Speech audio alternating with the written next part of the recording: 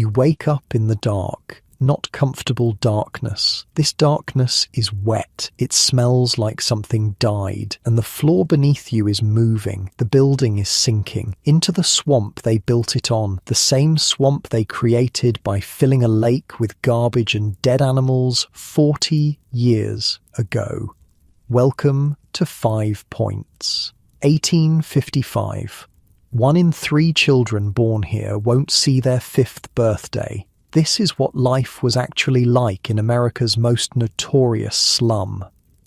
Quick thing, if these help you sleep, subscribing helps me keep making them. Drop where you're listening from in the comments. Always curious about that. Anyway, get comfortable. Adjust your pillows now, because once we start walking these streets, you won't want to move. The first thing that hits you isn't what you'd expect. It's not the cold, though that'll come. It's not even the fear, though that's there too, waiting in the back of your throat like something you can't quite swallow. No, the first thing is the smell. Imagine every bad smell you've ever encountered in your life. Rotten food, sewage, unwashed bodies, the sharp copper tang of blood. Now imagine all of those smells combined into one overwhelming wall of stench so thick you can almost see it hanging in the air. That's what hits you the moment you open your eyes in your tenement room on Mulberry Street. You're lying on a pile of rags in the corner, not a bed. Beds are for people who have more than $3 a month for rent. What you have is what everyone else has down here in the basement apartment. Rags, straw, if you're lucky, and the constant grinding awareness that the ceiling above you is only about 5 feet high, so you can never quite stand up straight. There's no window. Well, there is a window, technically, a tiny rectangle of glass so covered in grime that even on the brightest day it lets in about as much light as a candle 3 rooms away. Right now, before dawn, it's completely useless. You could be in a coffin for all the difference it makes. Let me tell you about the woman lying next to you. Her name is Margaret. She came here from County Cork 3 years ago, fleeing a famine that killed 1 million of her countrymen and women. She was 22 when she stepped off the boat at Castle Garden, full of hope about this land of opportunity everyone kept talking about. She's 25 now. She looks 40. The crossing took 46 days. 46 days in the hold of a ship called the Washington. They called these vessels coffin ships for a reason. 17 people died during that voyage, including Margaret's mother. They wrapped her body in the only blanket she had and slid her into the Atlantic, somewhere off the coast of Newfoundland. Margaret didn't even get to see where she went into the water. They wouldn't let her up on deck. When she arrived in New York, she had 14 cents in her pocket and a name written on a piece of paper, an address really, a cousin of a neighbor from back home who'd supposedly made good in America. The address led her here, to 5 Points, to this basement room that she now shares with 11 other people. 11 other people in a room about 10 feet by 12 feet with one window that doesn't open and no toilet because there is no toilet, just a bucket in the corner that someone empties, sometimes, when they remember. Margaret works 14 hours a day sewing shirts for a garment manufacturer on Pearl Street. She gets paid 6 cents per shirt. On a good day, she can finish 8 shirts. On a bad day, when the light is poor, or her fingers are too cold, or she's too sick to focus, maybe 4. Minus the cost of her needle and thread, which she has to pay for herself. Minus the rent. Minus the handful of bread and bit of watered-down beer that passes for meals down here. She's saving up, or trying to. She has 42 cents hidden in a fold of her dress right now, and if nobody steals it, and if she doesn't get sick, and if the rent doesn't go up again, maybe by next summer she can move to a room with an actual window that opens. A room above ground level, a room where the air isn't quite so, well, the air. Let me explain something about the air in 5 Points, and specifically about the air in the basement apartments of the tenements built over what used to be Collect Pond. 40 years ago, this whole area was underwater, a beautiful freshwater lake actually. Native Americans had fished in it for generations. The Dutch used it as a water source when they first arrived. It was clear and clean and honestly rather lovely by all accounts. Then the city decided to let industries set up shop along its banks. Tanneries, slaughterhouses, a brewery. They dumped their waste directly into the water, naturally, because where else would you dump waste in the 1790s? Within a few decades, the pond was a festering soup of industrial chemicals, animal parts, and raw sewage. The city's solution was brilliantly simple. Fill it in, cover it over, pretend it never existed. They filled it with whatever garbage they could find, construction debris, more animal waste, dead horses, dead dogs, dead people, according to some accounts, though nobody can prove that one way or another. They piled all this stuff into the former pond, levelled it off more or less, and started building houses on top of it. The houses started sinking almost immediately. See, buried garbage doesn't just sit there quietly forever. It decomposes. It releases gases, methane mostly. The ground shifts and settles and sometimes opens up entirely. Buildings that were level when they were constructed start leaning within a few years. Basements that were dry flood with a dark, foul-smelling water that seeps up from below. That's the water Margaret feels dampening the rags beneath her right now. That cold, wet seeping that never quite goes away, no matter how many times you pile more rags on top of it. It carries the smell of 40 years of rotting garbage mixed with the contributions of everyone who's lived above it since then. And she's one of the lucky ones, believe it or not. At least her ceiling hasn't collapsed yet. Last month, 3 blocks over on Baxter Street, an entire floor gave way, just went. The joists were rotted through from all that moisture seeping up from below, and one day they simply couldn't hold any more. 14 people fell 2 stories into the basement. 6 of them died. The others are still recovering, those who can. The building owner hasn't repaired anything. He just boarded up the hole and kept collecting rent from the floors that remain standing. Margaret shifts on her pile of rags and tries not to think about the creaking she hears above her, the family of 8 that lives on the floor directly overhead, their footsteps as they move around in the dark, the way the whole building seems to sway slightly when someone walks too heavily like a ship in rough water.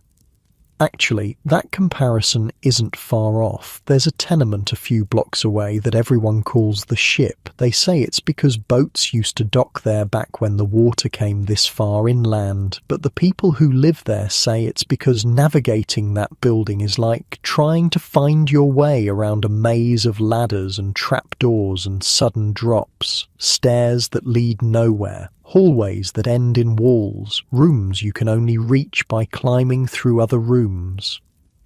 The whole neighbourhood is like that, honestly. 5 Points got its name from the intersection of 5 streets that come together in an irregular star pattern right in the heart of the district. Orange Street, which was already turning into Mulberry Street by this point. Cross Street, Anthony Street, Little Water Street, and the Mulberry Bend itself, twisting around like it's trying to avoid something.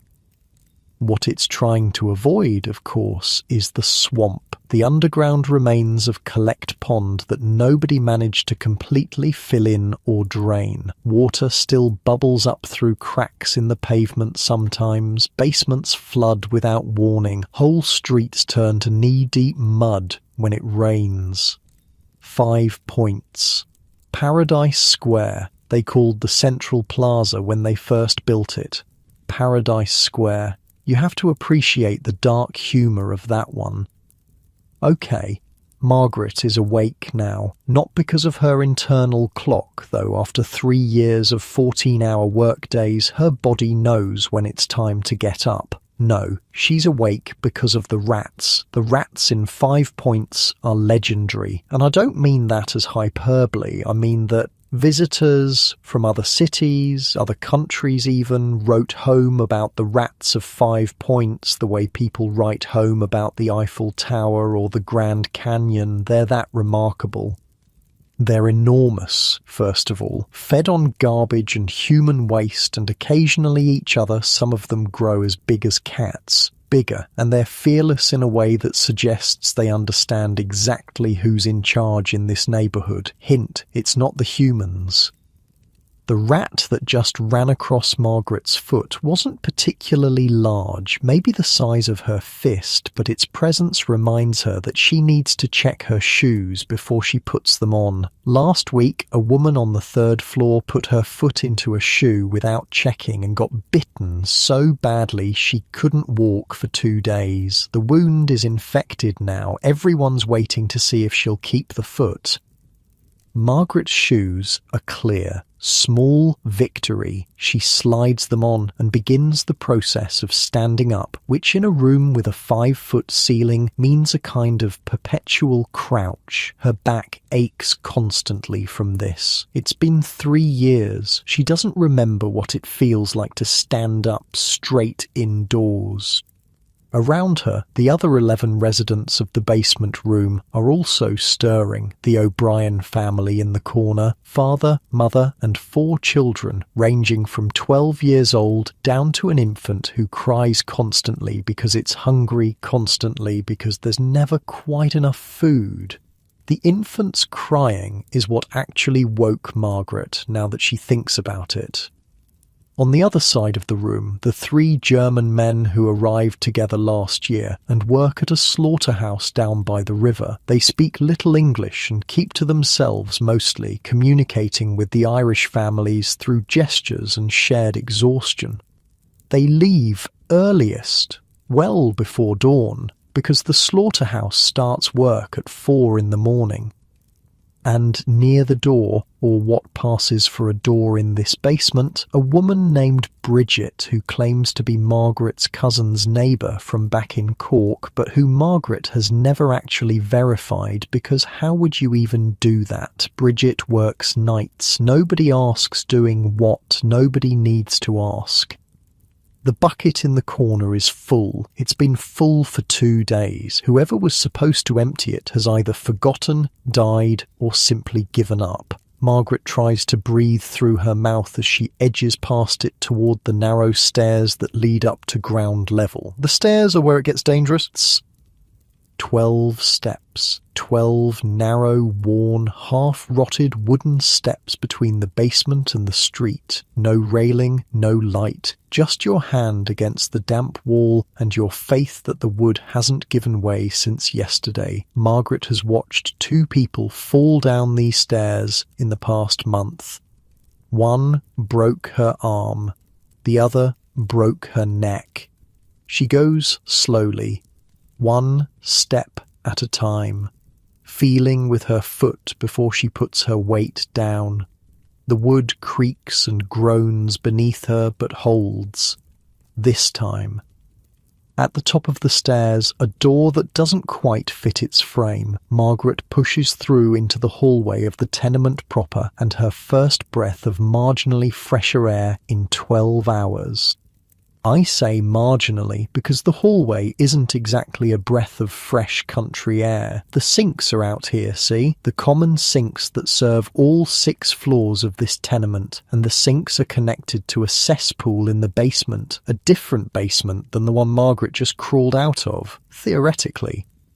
The cesspools have a tendency to connect with each other underground and with the remains of the old pond and with the sewers, and honestly nobody really knows what's connected to what down there anymore. What Margaret knows is that the smell coming from the sinks makes the smell of her basement room seem almost pleasant by comparison. She holds her breath and hurries past. The front door of the tenement opens onto Mulberry Street, and for just a moment, just a fraction of a second, Margaret pauses to look at the sky. It's still dark, but there's a thin line of pink starting to show between the rooftops, that rose-coloured ribbon that Jacob Riis would later call the heaven of these people, the only heaven they get to see from the narrow canyons of their alleys and courtyards. Margaret doesn't know who Jacob Riis is yet because he's only 6 years old in 1855, living in Denmark, decades away from his work documenting places like this. But she looks at that strip of pink sky with the same longing he'll later describe. Then she lowers her eyes to street level and reality reasserts itself. Mulberry Street at 5 in the morning is already coming alive. The garbage from yesterday hasn't been collected because it's never collected, just piled against buildings and in alleys to rot until someone eventually burns it or it gets trampled into the mud. Pigs wander freely, rooting through the refuse. The city banned keeping pigs above 86th Street years ago, but nobody enforces much of anything down here in 5 Points. Children are already out. Some of them are heading to work. Factories don't have minimum age requirements in 1855, and a 6-year-old can strip tobacco or sort rags as well as anyone. Others are street children, orphans or half-orphans, or children whose parents can't afford to feed them. They sleep wherever they can find shelter and survive however they can manage. Margaret recognises one of them, a boy of maybe 8 or 9 who sleeps in the doorway of the grocer's shop 2 buildings down. He's been there for as long as she's lived here. She doesn't know his name, nobody does, including possibly him. He just exists, part of the landscape of 5 Points like the pigs and the rats and the sinking buildings.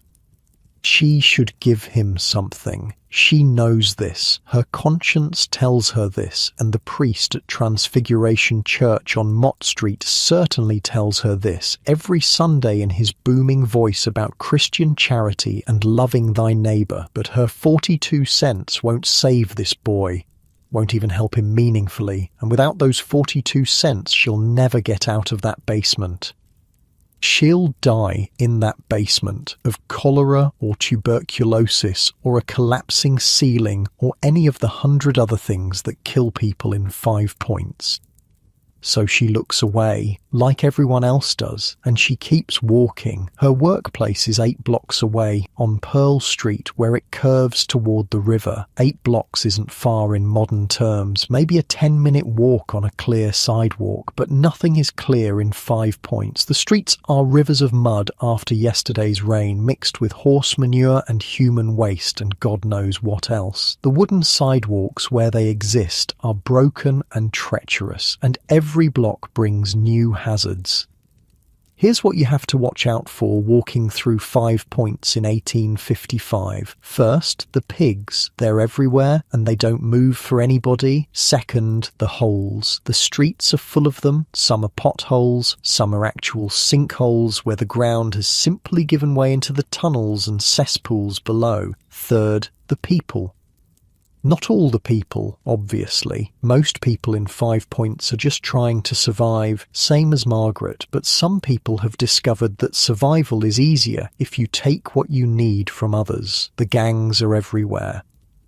Margaret knows better than to make eye contact with the young men lounging on the corner of Baxter Street. Their red shirts mark them as Dead Rabbits, one of the 2 major gangs fighting for control of 5 Points. The other gang, the Bowery Boys, wears different colours and comes from a different neighbourhood and hates the Dead Rabbits with a passion that makes no sense to Margaret, but that results in street battles with impressive regularity.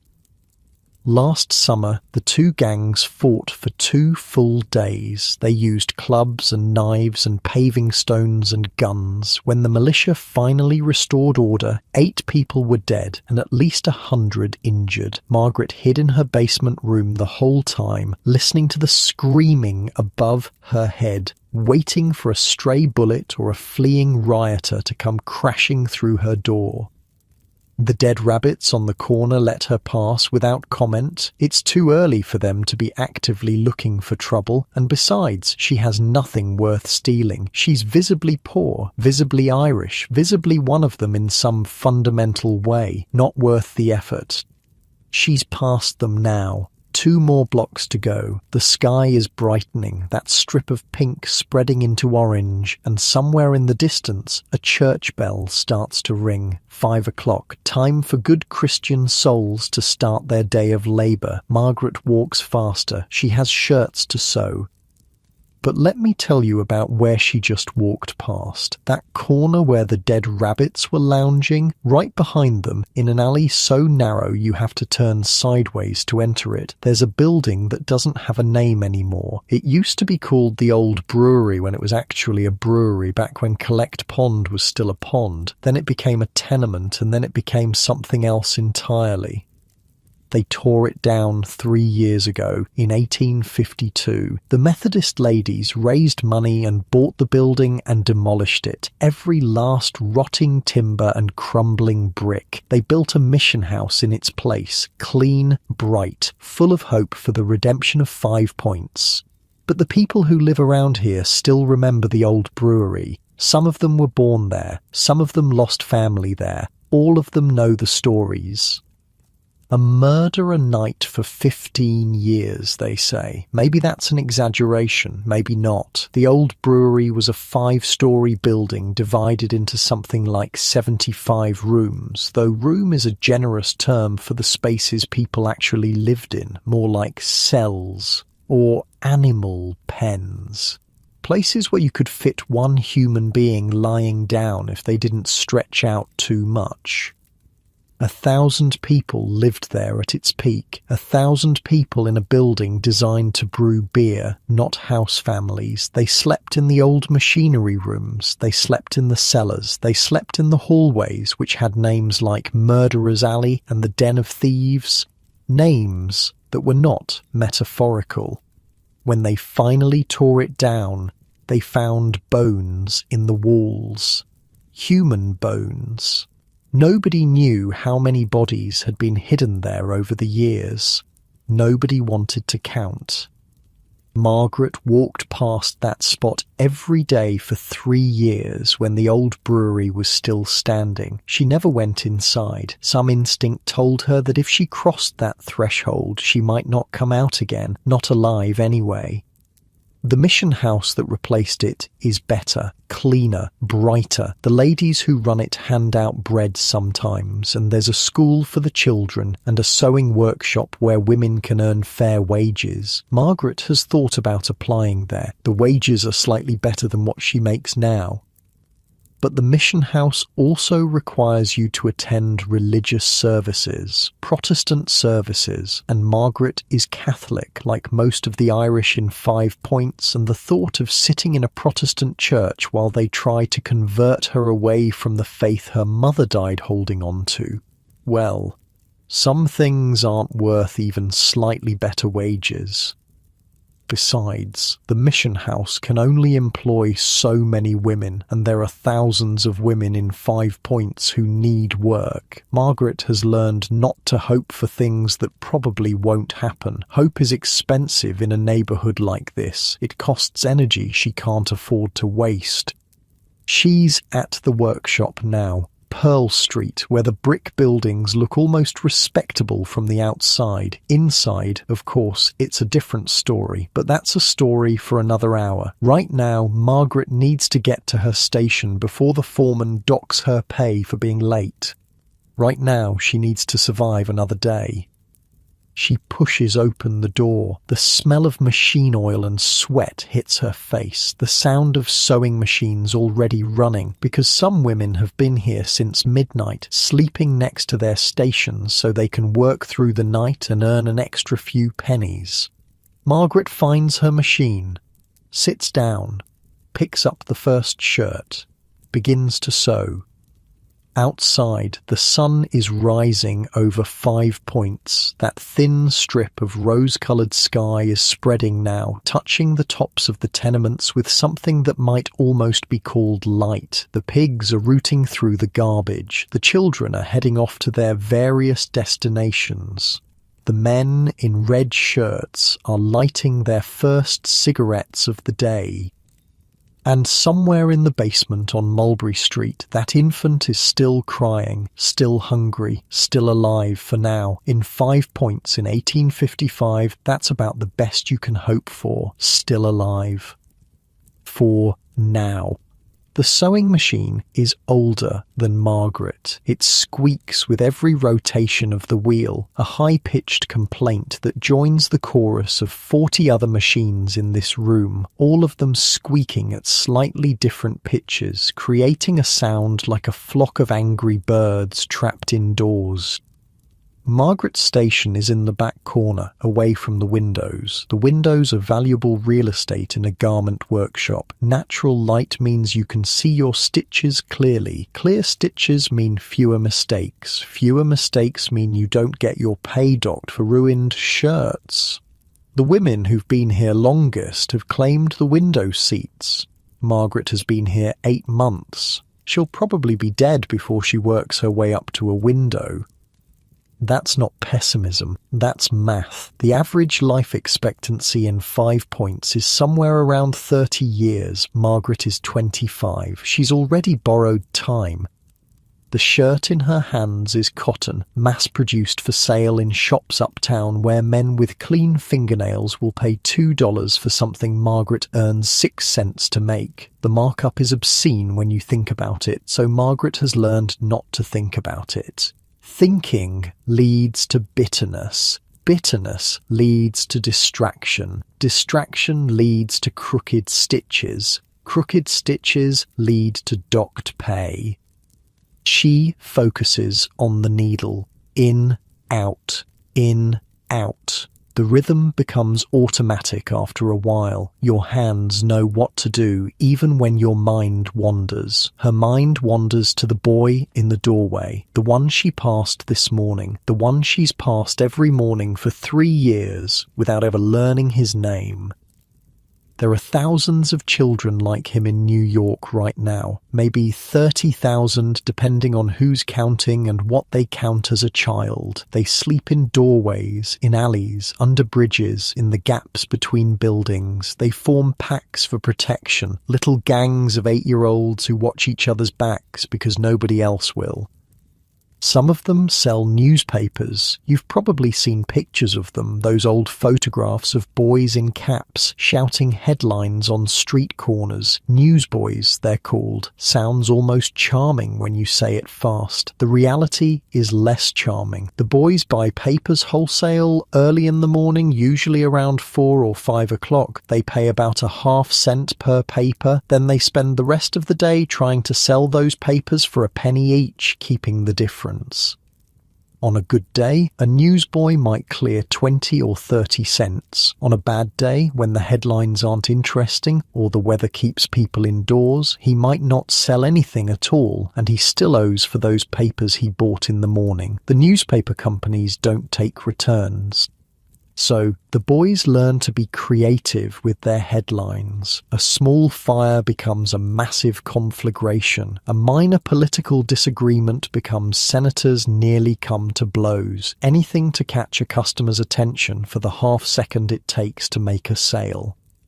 The girls have fewer options. Some of them sweep crosswalks for tips, running ahead of well-dressed pedestrians to clear a path through the mud and horse manure. Others sell matches or flowers or bits of ribbon. Others learn, much too young, that there are men who will pay for things that no child should have to sell. Margaret's needle catches on a seam and she has to stop, untangle the thread, start again. Her fingers are already aching. It's only been 2 hours.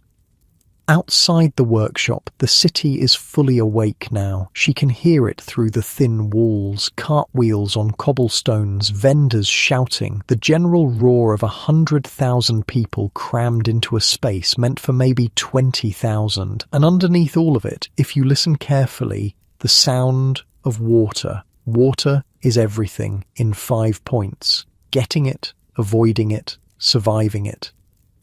The Croton Aqueduct opened 13 years ago, in 1842. It was supposed to solve New York's water problems forever. Clean water from upstate piped directly into the city, fountains and hydrants on every corner, no more relying on polluted wells or contaminated pumps.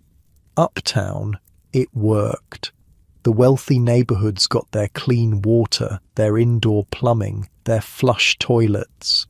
Down here in 5 Points, not so much. Oh, there are hydrants. There's one right in the middle of the alley behind Margaret's tenement, actually. A cast-iron pipe sticking up from the ground with a spout on top. Children gather around it every day, filling buckets and pails, splashing in the overflow when someone leaves it running too long. But the water only flows at certain hours, and when it does flow, everyone needs it at once. The line starts forming before dawn. By the time the hydrant actually turns on, there might be 50 people waiting, all of them holding containers of various sizes, all of them desperate to fill up before the flow stops. Arguments break out constantly. Someone cut in line, someone's taking too long, someone's bucket is too big. Last month, a man was stabbed over a dispute about whose turn it was. He didn't die, but he lost the use of his left arm over water, over whose bucket got filled first. Margaret hauls water twice a day when she can, once in the morning before work, once in the evening after. The bucket weighs about 40 pounds when it's full. She carries it up 6 flights of stairs to the room where she stores it, a room she rents specifically for water storage, sharing the cost with 3 other women from her basement. The rent on that room is 50 cents a month, just for a place to keep water.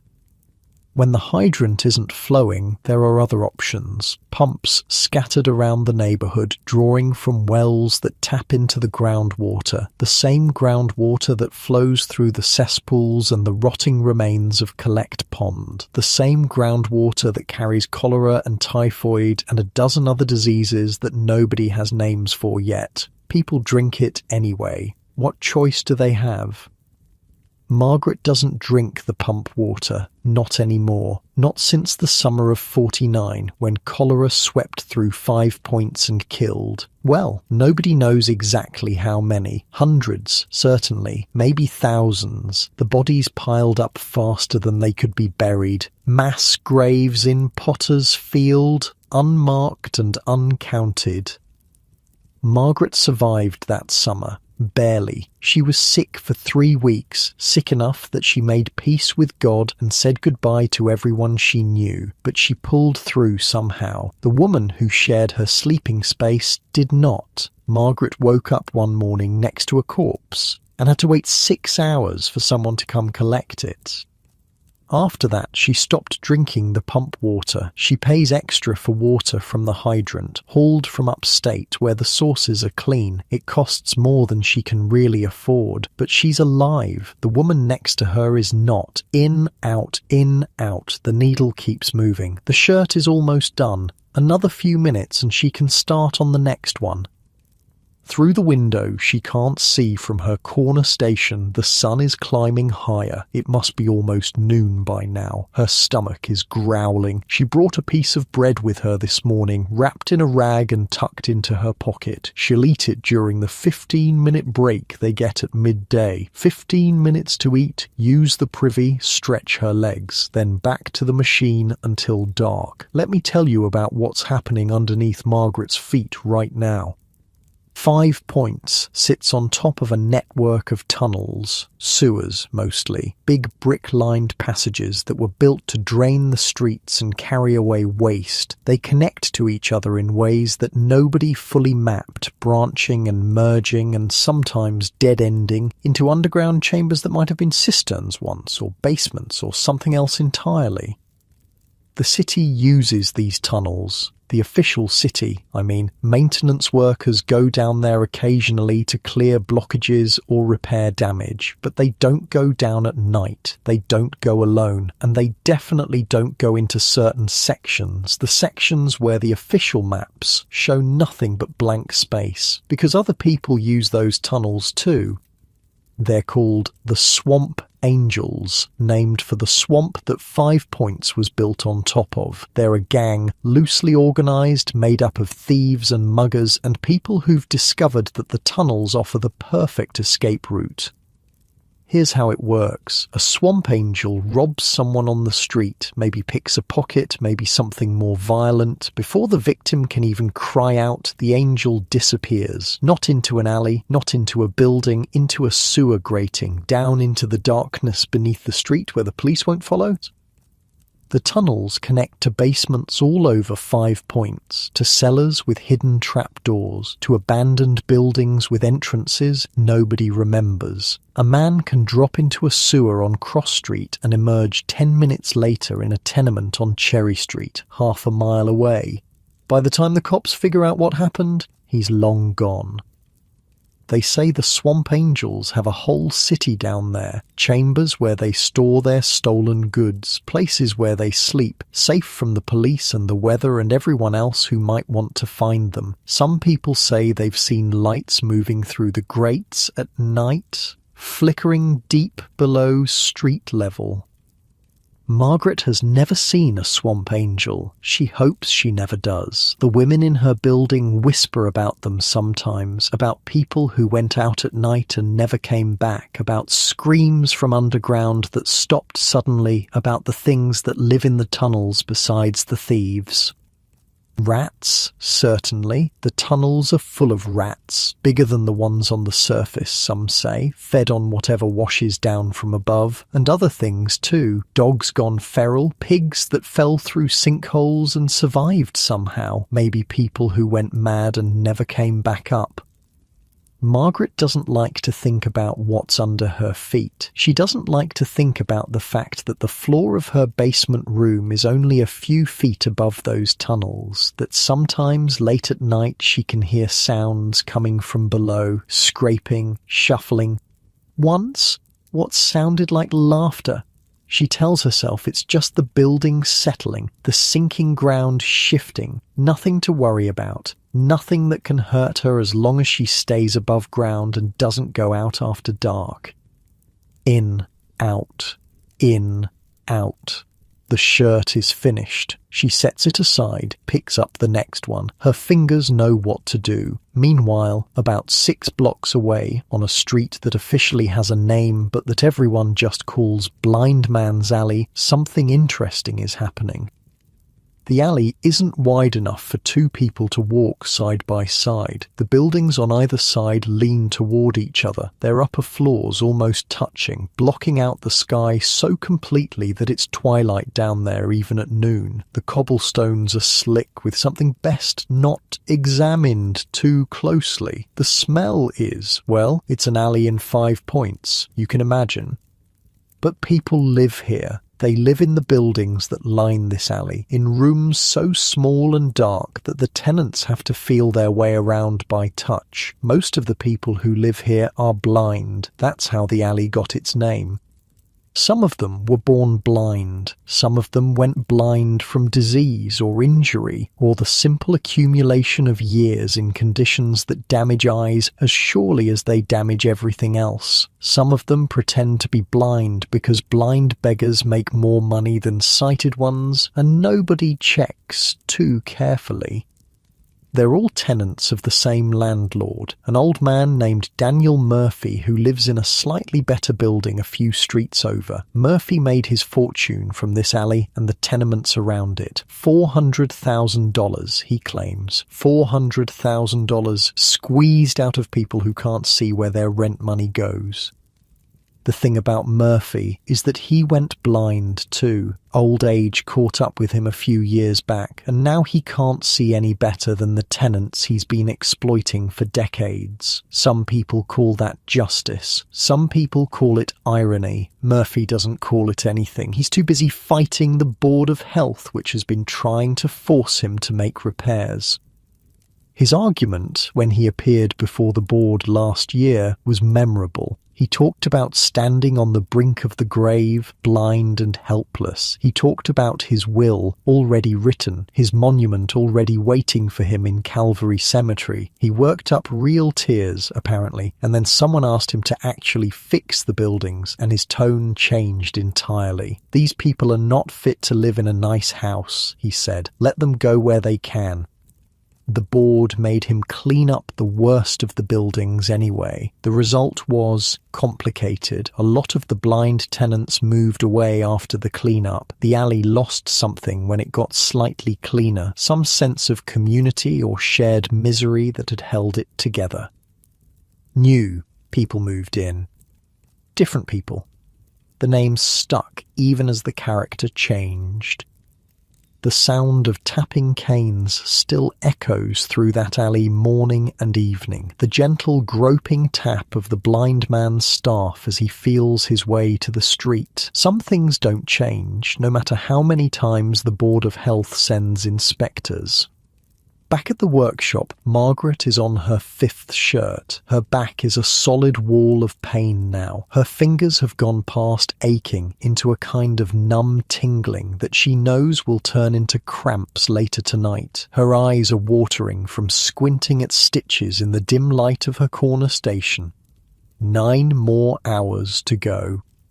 She thinks about the room with the window, the room she's saving for. 42 cents isn't much, but it's 42 cents more than she had a month ago. Maybe by next summer, maybe. The woman at the station next to her coughs, a wet, rattling cough that sounds like something is loose inside her chest. She's been coughing like that for 2 weeks now.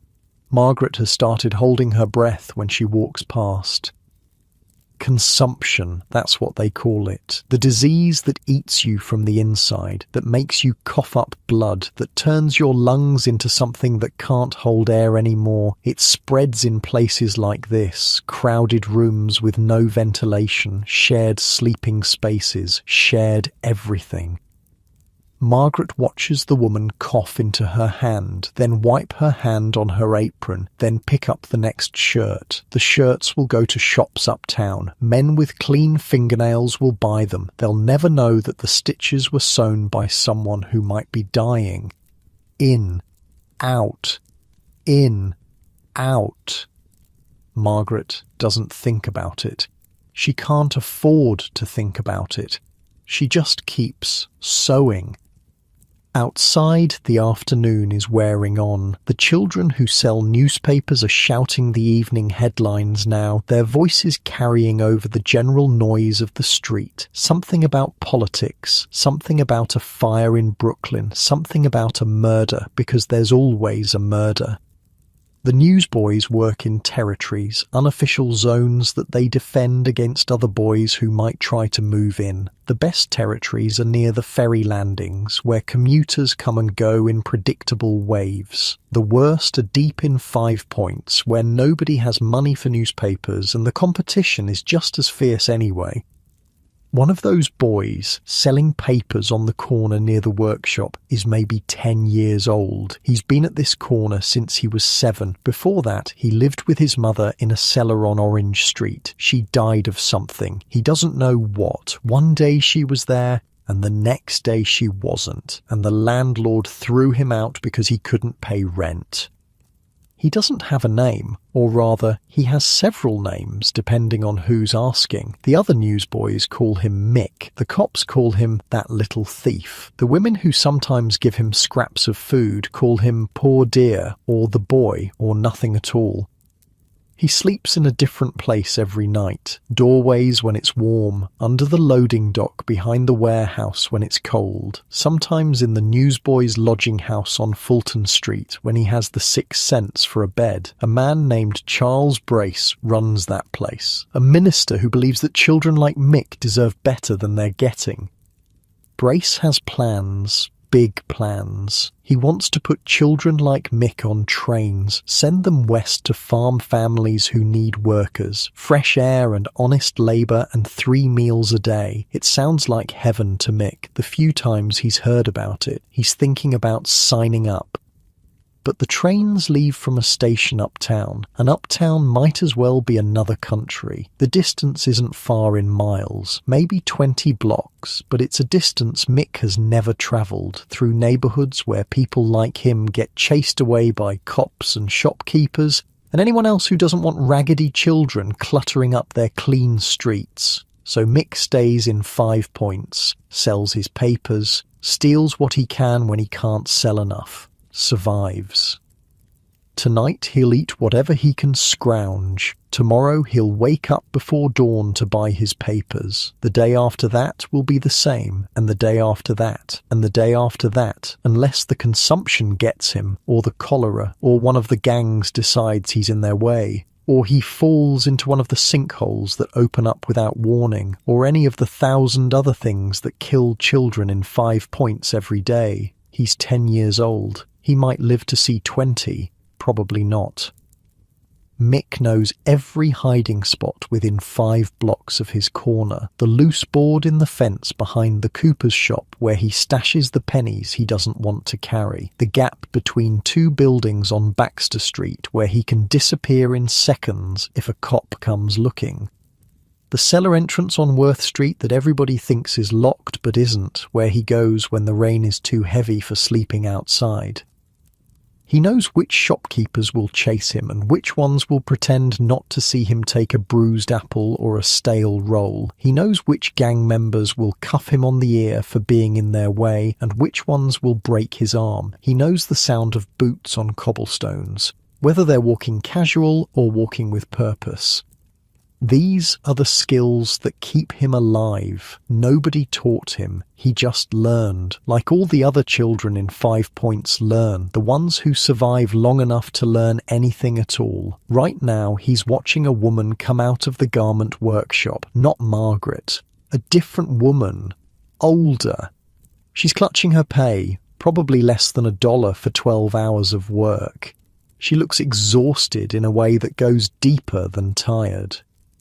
Mick knows better than to approach her. Working women don't buy papers, they barely have enough to eat, but he watches her anyway, because watching is how you learn things in 5 Points. You watch everything, you remember everything, and someday, maybe, you use what you've seen. The woman disappears around a corner. Mick goes back to shouting headlines. The evening rush is coming. Commuters heading home from the docks and warehouses. Men who might have a penny to spare for news of the world beyond these streets. The sun is starting to sink now, painting that strip of sky between the rooftops with orange and pink and purple. The colours Margaret loves. The colours she watches for every evening on her walk home. The only beautiful thing in her entire day. She has 4 more hours of sewing ahead of her, then the walk home in the dark, past the corners where the gangs gather, past the alleys where the swamp angels might be waiting, past the dripping hydrant where maybe she'll have time to fill her bucket if she's lucky. Then the basement room with its 11 other people and its bucket in the corner and its rats and its damp and its smell. Then a few hours of sleep on her pile of rags. Then up again before dawn to do it all over. That's life in 5 Points. That's what survival looks like in 1855. Margaret finishes another shirt, sets it aside, picks up the next one. In, out, 4 more hours. The woman next to her coughs again, longer this time, more ragged. Margaret doesn't look up, she just keeps sewing. Somewhere out there, Mick is selling his last few papers of the day. Somewhere out there, the swamp angels are waking up in their tunnels, getting ready for a night of work. Somewhere out there, blind men are tapping their way home through alleys named after their affliction, paying rent to a landlord who can no longer see the money he's counting. And Margaret's needle keeps moving. In, out, in, out. The rhythm of survival in a place that wants you dead. The shirt in her hands will be finished soon, then the next one, then the next, and somewhere, far away from the gaslight and the squeaking machines and the coughing and the smell, a man with clean fingernails will put on one of these shirts and never wonder about the hands that made it. That's 5 points. That's 1855. The strip of sky between the rooftops is turning purple now. Night is coming, and with night comes a different kind of danger. The bell rings at noon. 15 minutes. That's what they get. Margaret pushes back from her machine and her spine makes a sound like someone cracking their knuckles. Every vertebra announcing its displeasure. She's been hunched over that needle for 7 hours straight, and her body has opinions about it. The bread in her pocket has gone a bit stale since this morning. She pulls it out anyway, tears off a piece, chews slowly to make it last. Around her, 40 other women are doing variations of the same thing. Some have bread like Margaret, some have potatoes, cold and hard, from being cooked yesterday. One woman in the corner has nothing at all. She just sits there with her hands folded, staring at the wall, waiting for the 15 minutes to pass. Margaret recognises her. Ellen something. Ellen Connolly, maybe? She started here about a month ago. Young. Couldn't be more than 16 or 17. She had a husband when she arrived in New York, Margaret heard, had being the key word. He worked on the docks, unloading ships. Something fell on him. A crate or a barrel or a hook swinging loose. Nobody's quite sure because nobody saw it happen, and the foreman who should have seen it happen claims he was looking the other way.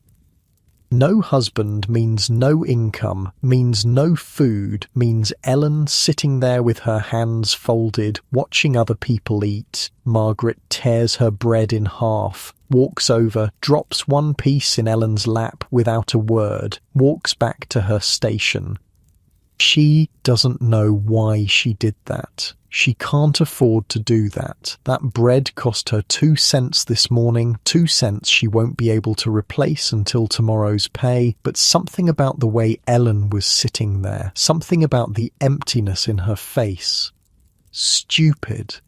Stupid and sentimental, and exactly the kind of thing that gets you killed in 5 points. Margaret chews her remaining bread and tells herself she won't do it again. Ellen doesn't say thank you. She doesn't even look up. She just picks up the bread and eats it so fast she almost chokes, cramming it into her mouth like she's afraid someone will take it away. Maybe someone will. That's another thing Margaret has learned about this place. Nothing you have is really yours. Not your bread, not your money, not your sleeping space, not even your body sometimes. Everything can be taken. The only question is when.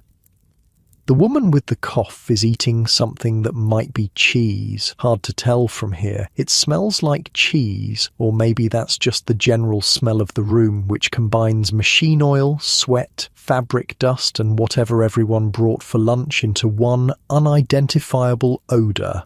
9 minutes left. Margaret uses the privy. There's only one for all 40 women in the workshop, a wooden box over a hole in a closet near the back door. No lock on the door, no seat really, just 2 boards with a gap between them. The smell is indescribable. Margaret has learned to hold her breath and be quick. When she comes back, Ellen has finished the bread and is crying, silent tears running down her face while she stares at nothing. The other women pretend not to notice. That's the rule in places like this. You don't notice other people's pain unless you can do something about it. Nobody can do anything about anything. 5 minutes left. Margaret stretches her hands, opens and closes her fingers. They feel like claws. 8 more shirts today if she wants to make her usual 48 cents. 8 more shirts after the 7 she already did. Her fingers will be bleeding by the end, probably. They usually are. The bell rings again. Break's over. The afternoon is worse than the morning. It always is. The sun has heated the building, and the workshop on the 3rd floor catches all that warmth with nowhere for it to go. The windows don't open. Nothing opens. They're sealed shut, supposedly to keep out the street noise, actually to keep workers from looking outside and getting distracted. By 2 o'clock, the room is an oven. Women are sweating through their dresses. The fabric under Margaret's arms is soaked. The woman with the cough is coughing more now, deep rattling sounds that make Margaret's own chest hurt in sympathy. The foreman walks the floor. A thick-necked man named O'Reilly, who never seems to sweat no matter how hot it gets. He carries a little notebook where he marks down infractions. Talking earns you a mark. Getting up without permission earns you a mark. Making too many mistakes earns you a mark. 3 marks in one day and you're docked an hour's pay. 5 marks and you're fired. O'Reilly stops at Ellen's station, watches her sew for a long moment. Ellen's hands are shaking, probably from hunger, probably from grief, probably from the heat. Her stitches are crooked. "That's 2 shirts ruined today," O'Reilly says. His voice is flat. No anger, no sympathy. Just accounting. "Another one, and it comes out of your pay." Ellen nods without looking up. Her hands shake worse. O'Reilly moves on. Margaret keeps her eyes on her own work. Nothing she can do. Nothing anyone can do. In, out, in, out. The needle doesn't care about the heat or the grief or the crooked stitches at the next station. The needle just does its job. Let me tell you about what Margaret can see if she cranes her neck just right and looks past the 3 women between her and the window, the tombs. That's what everyone calls the city prison, even though its official name is something longer and more dignified. The Halls of Justice and House of Detention, built in 1838 on the same unstable ground as everything else down here, started sinking almost immediately. Just like the tenements, they had to drive wooden piles down through the muck to try to stabilize it. Didn't work very well. The building lists slightly to one side now, like a drunk trying to stand up straight. It's an Egyptian-looking thing. Big stone blocks, columns that don't hold anything up, a design based on some ancient mausoleum that the architect saw in a book somewhere. The people who named it the Tombs were making a joke, probably, or maybe they were just being accurate. People die in there all the time, prisoners waiting for trial, crammed into cells that were designed for 1 person and hold 4 or 5. Prisoners convicted of crimes waiting for execution. Prisoners who got sick from the damp that seeps up through the foundation. Prisoners who got killed by other prisoners. Prisoners who killed themselves because anything was better than spending 1 more day in that place. Margaret has never been inside. She hopes she never will be, but she knows people who have. A woman from her tenement last year, arrested for stealing a loaf of bread. She was in the Tombs for 3 weeks waiting for her trial. When she came out, she didn't talk right anymore. Something about her eyes had changed. She moved away a few months later. Nobody knows where. The Tombs sits on the edge of 5 points like a warning. This is what happens. This is where you end up. This is the stone that waits at the end of every wrong turn, every desperate act, every moment when survival pushes you past the line that separates the poor from the criminal. Margaret looks at her crooked stitches, straightens them, looks away from the window. 6 more shirts to go. The afternoon crawls. Heat and monotony and the endless rhythm of the needle. Margaret's mind drifts. She thinks about Ireland, about the farm her family worked before everything went wrong. It wasn't their farm, of course. They were tenants, like everyone else, paid rent to a landlord they'd never met, a man who lived in London and cared about County Cork only as a line in his ledger book.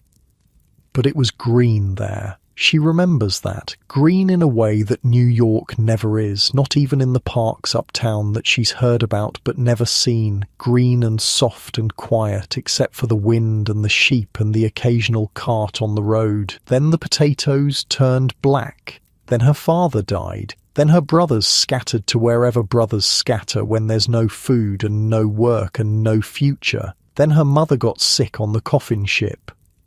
Margaret is the only one left. the last twig of a family tree that stretched back who knows how many generations on that same patch of Irish soil, all of it gone now, all of it ending here, in a workshop in 5 Points, sewing shirts for men who will never know her name. She shakes her head. Stupid thoughts. Dangerous thoughts. The kind of thoughts that lead to tears, and tears lead to crooked stitches, and crooked stitches lead to O'Reilly and his notebook. In, out, 2 more shirts. The sun is lower now. She can tell by the way the light through the sealed windows has gone from white to gold. Evening coming, freedom coming, or what passes for freedom when you live in a basement with 11 other people. 1 more shirt. The bell rings. 7 o'clock. 12 hours done. Margaret stands up too fast and the room spins. She grabs the edge of her machine, waits for her vision to clear. Low blood, probably. Not enough food, not enough water, not enough anything. The pay line forms at the front of the room. O'Reilly at a table with a cash box doling out coins. Margaret's turn comes. He counts out 42 cents, 6 cents per shirt, 7 shirts completed. Wait, she did 8 this morning and 7 this afternoon. That's 15 shirts. Should be 90 cents. The 2 from this morning were irregular, O'Reilly says, not looking up. And your break ran a minute over. Margaret opens her mouth to argue, closes it. What's the point? O'Reilly will have some answer, some justification, some reason why she owes more than she earned. He always does. They all always do. 42 cents, exactly what she had saved. Now it's her whole day's earnings. She's broken even. No progress toward the room with the window. No progress toward anything.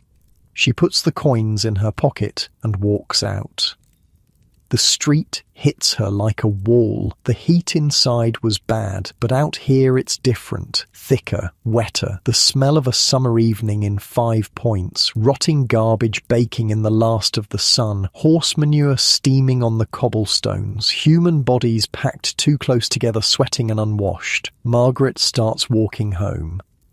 The route takes her past the tombs, close enough to see the faces of people going in and out. Lawyers in clean coats, cops in their uniforms, family members with desperate eyes, hoping for visiting hours, hoping their son or husband or brother is still alive in there. She looks away, keeps walking, past the corner where the dead rabbits hang out. Different men than this morning, but the same red shirts, the same lounging posture, the same casual menace. They don't notice her. She's nobody to them, just another Irish girl going home from work, past the alley where the Swamp Angels supposedly have an entrance to their tunnels. She doesn't look down that alley, doesn't want to see what might be looking back. Past the grocer's shop where Mick the newsboy sleeps. He's not in the doorway now. He's on his corner, still selling papers, his voice hoarse from shouting headlines all day. She doesn't know his name, probably never will. Past the hydrant where children are filling buckets in the evening rush. The line is 20 people deep. Margaret doesn't have time to wait. Doesn't have a bucket with her anyway. She'll have to get water later before she sleeps. Past the tenements that lean against each other like drunks holding each other up, past the basement windows that glow with candlelight, past the women sitting on stoops, watching the world go by because their rooms are too small and too hot to stay inside. Home. The word feels wrong in her mouth, even when she only thinks it. Home should be something else. Should be the green fields of Cork, should be the kitchen where her mother baked bread, should be anywhere but here. But here is where she lives, so here is home. She goes down the stairs to her basement room, 12 steps in the dark, one hand on the damp wall, feeling with her feet. The room is crowded when she arrives. Everyone's back from work except Bridget, who leaves when everyone else comes home. They pass each other on the stairs most nights, saying nothing, acknowledging nothing. The O'Brien family is eating, something in a pot over a small fire in the corner. The smoke has nowhere to go, so it fills the room, mixing with all the other smells until you can taste the air. The three German men are sitting against the wall, talking quietly in their own language. One of them nods at Margaret as she comes in. His name is Klaus, or maybe Kurt, something with a K. He's been kind to her a few times, shared food when she had none, didn't ask for anything in return, which surprised her. Margaret finds her spot, the pile of rags in the corner that she's claimed as hers, sits down, closes her eyes. Her whole body hurts, her back, her hands, her eyes, her soul if she's being dramatic about it, which she is, because after a day like today, she's earned a little drama. The infant is crying again. It's always crying. Margaret doesn't know its name, doesn't know if it has a name. Infants in 5 points often don't get named right away.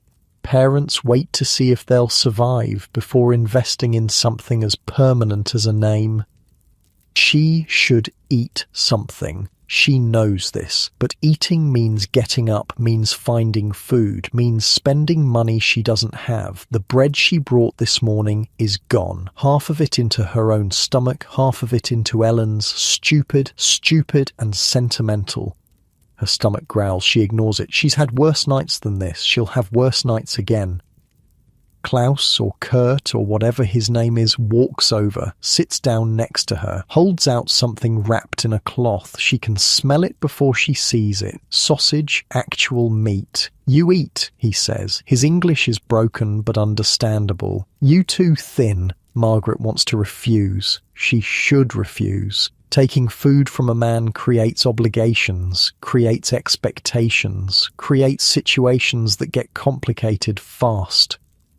But she's so hungry, and the sausage smells so good, and Klaus or Kurt's face is kind, genuinely kind, the first kindness she's seen since she gave Ellen that bread this morning. She takes the sausage. "Thank you," he nods, goes back to his spot against the wall.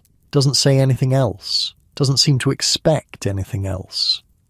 Margaret eats slowly, making each bite last. The sausage is heavily spiced, German style, not what she grew up eating in Ireland. But it's food, real food, protein that her body hasn't had in days. She thinks about Klaus or Kurt while she eats, wonders what his story is, how he ended up here, what he left behind in Germany. Whether he has a wife somewhere, children, a farm like the one her family lost. Everybody in 5 points has a story. That's one thing she's learned in 3 years. Nobody chooses to live like this. They wash up here like driftwood on a beach, carried by currents they couldn't control. Famine, war, bad luck, worse luck. The Irish came because their potatoes died and their landlords didn't care. The Germans came because their revolutions failed and their governments wanted them dead. The black families came because they had nowhere else to go in a city that didn't want them anywhere at all. They live on top of each other in rooms like this one. They share water and fire and air. They speak different languages and worship different gods, and sometimes they fight each other for scraps. But sometimes they share sausages with hungry neighbours. Sometimes kindness survives even in places designed to kill it. Margaret finishes eating, wipes her hands on her dress, closes her eyes again. Outside, the city is still loud, always loud, carts and voices, and somewhere far off, what might be music from one of the dance halls on Paradise Square. Not Paradise anymore, of course, just a name, a bad joke told by people who've never set foot in this neighbourhood.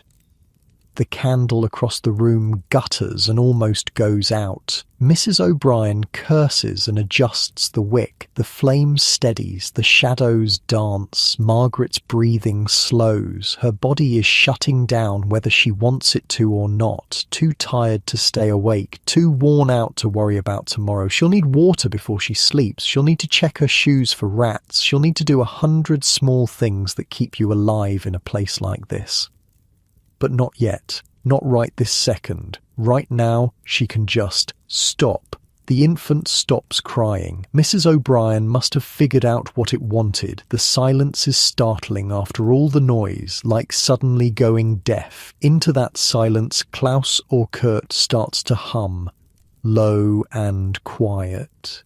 Some German song Margaret doesn't recognize. A lullaby, maybe. Something his mother sang to him once, in a different country, in a different life. The humming fills the basement room, mixes with the smoke and the smell and the darkness, creates something that might almost be peace if you squint at it right. Margaret lets herself drift. Tomorrow will be the same as today. She knows this. The machine and the needle, and O'Reilly, and his notebook, the heat and the thirst, and the endless aching in her hands.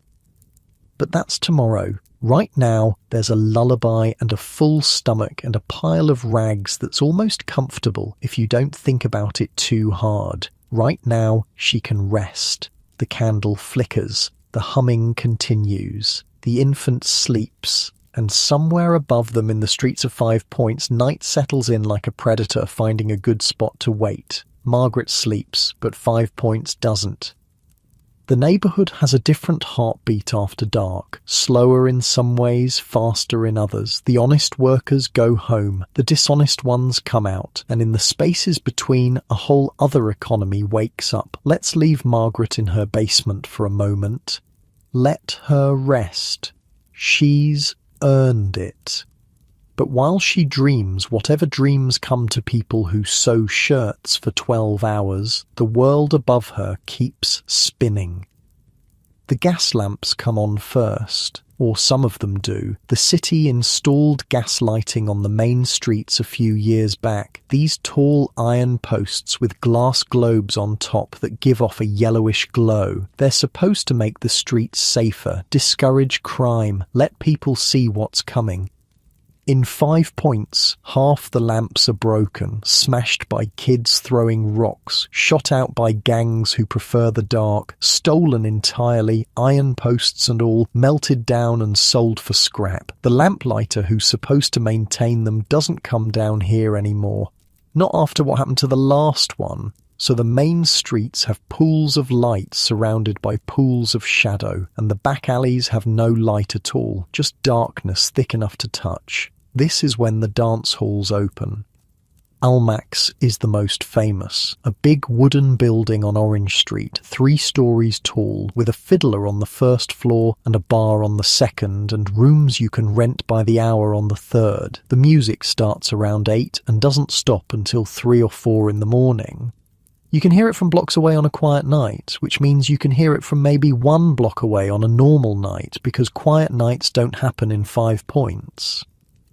The thing about Almack's is that everybody's welcome. Irish, German, black, whatever else, doesn't matter. If you've got money for drinks and you're not actively stabbing anyone, you can come in. This is rare in New York. This is rare anywhere. Most places in the city won't serve black customers. Most places won't let Irish and Germans drink together. But Almack's doesn't care. Money is money. Dancing is dancing. So, you get these crowds on the dance floor that look like nothing else in America. A black man dancing with an Irish woman, a German sailor doing a jig he learned an hour ago, mixed groups at the tables, sharing whiskey, sharing stories, sharing whatever people share when they're drunk enough to forget about the rules outside. Charles Dickens came here once. The famous writer, 1842. He was touring America and someone told him he had to see 5 Points, had to see the worst neighborhood in the New World. So he came down with a police escort and poked around and wrote about it later. He didn't like most of what he saw, called the tenements hideous, said the poverty made him sick, but he watched the dancing at Almack's and something in his description sounds almost like admiration, the energy of it, the skill of the dancers, the way joy could exist in a place that seemed designed to crush it. Dickens is long gone now, of course, back in England writing more books about orphans and workhouses and the deserving poor, but Almack's is still here, still playing music, still letting anybody in. Tonight, the crowd is smaller than usual. Too hot to dance, really. Too hot to do anything except sit near the open windows and hope for a breeze that never comes. But the fiddler plays anyway, a slow tune, something Irish and sad that makes the women cry into their drinks, and the men stare at the table like they're seeing somewhere else. One floor up, Bridget is working. Margaret's roommate, the one who leaves when everyone else comes home. This is where she goes. This is what she does. The room's on the 3rd floor of Almac's rent for 50 cents, and Bridget gets to keep half of whatever the customer pays her. She's been doing this for 2 years now, since she was 16. Before that, she worked in a garment factory like Margaret, but the factory closed, and the next one wasn't hiring, and the next one after that wanted workers who hadn't lost 2 fingers in a machine accident. Bridget lost her 2 fingers at 13. The left hand, the smallest finger, and the one next to it, caught in the gears of a spinning machine. The foreman wrapped a rag around the stumps and told her to keep working. She finished her shift, passed out on the way home, woke up in a charity hospital with her hand bandaged and no job to go back to. You don't see those 2 missing fingers unless you're looking for them. Bridget learned to hide them, to tuck her left hand behind her back, to keep it in shadow. Most of her customers never notice. They're not looking at her hands. She doesn't talk about what she does. Not to Margaret, not to anyone in the basement room. They all know, of course. Everybody knows. But they don't talk about it because talking about it would mean acknowledging it, and acknowledging it would mean making judgments. And making judgments is a luxury none of them can afford. So Bridget leaves when they come home, and they don't ask where she's going. And in the morning, when she comes back, they don't ask where she's been. It's a conspiracy of silence that's also a conspiracy of kindness. Tonight, Bridget has 3 customers. Slow night. Normally, she'd have 5 or 6. But the heat keeps people home, keeps them from wanting to climb 3 flights of stairs just to sweat in a rented room. Her 3rd customer is a young man, can't be more than 20, nervous, probably his first time. Bridget is gentle with him. She's learned that gentleness costs her nothing and sometimes earns her tips. When he's done, he sits on the edge of the bed and doesn't leave, just sits there, looking at his shoes. "You all right?" Bridget asks. "Fine." He's not fine. His voice shakes. "You got somewhere to be?" "No." A pause. "I came to the city last month, looking for work. Haven't found any." Bridget sits up, pulls the sheet around herself. She knows what comes next. The confession, the life story, the desperate need to be seen as a person by the one person who just saw him at his most vulnerable. "What kind of work?" she asks, because she's learned that listening is also part of the job. "Anything. Dock work, factory work. I can read and write. I was a clerk back home." "Where's home?" "Vermont."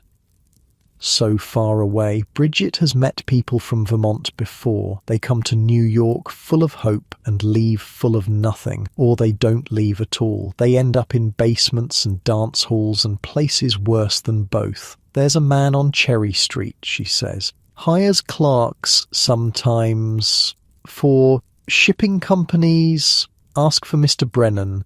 Tell him Bridget sent you." The young man looks up. His eyes are wet. "Thank you." "Don't thank me yet. Brennan's a hard man, but he pays fair."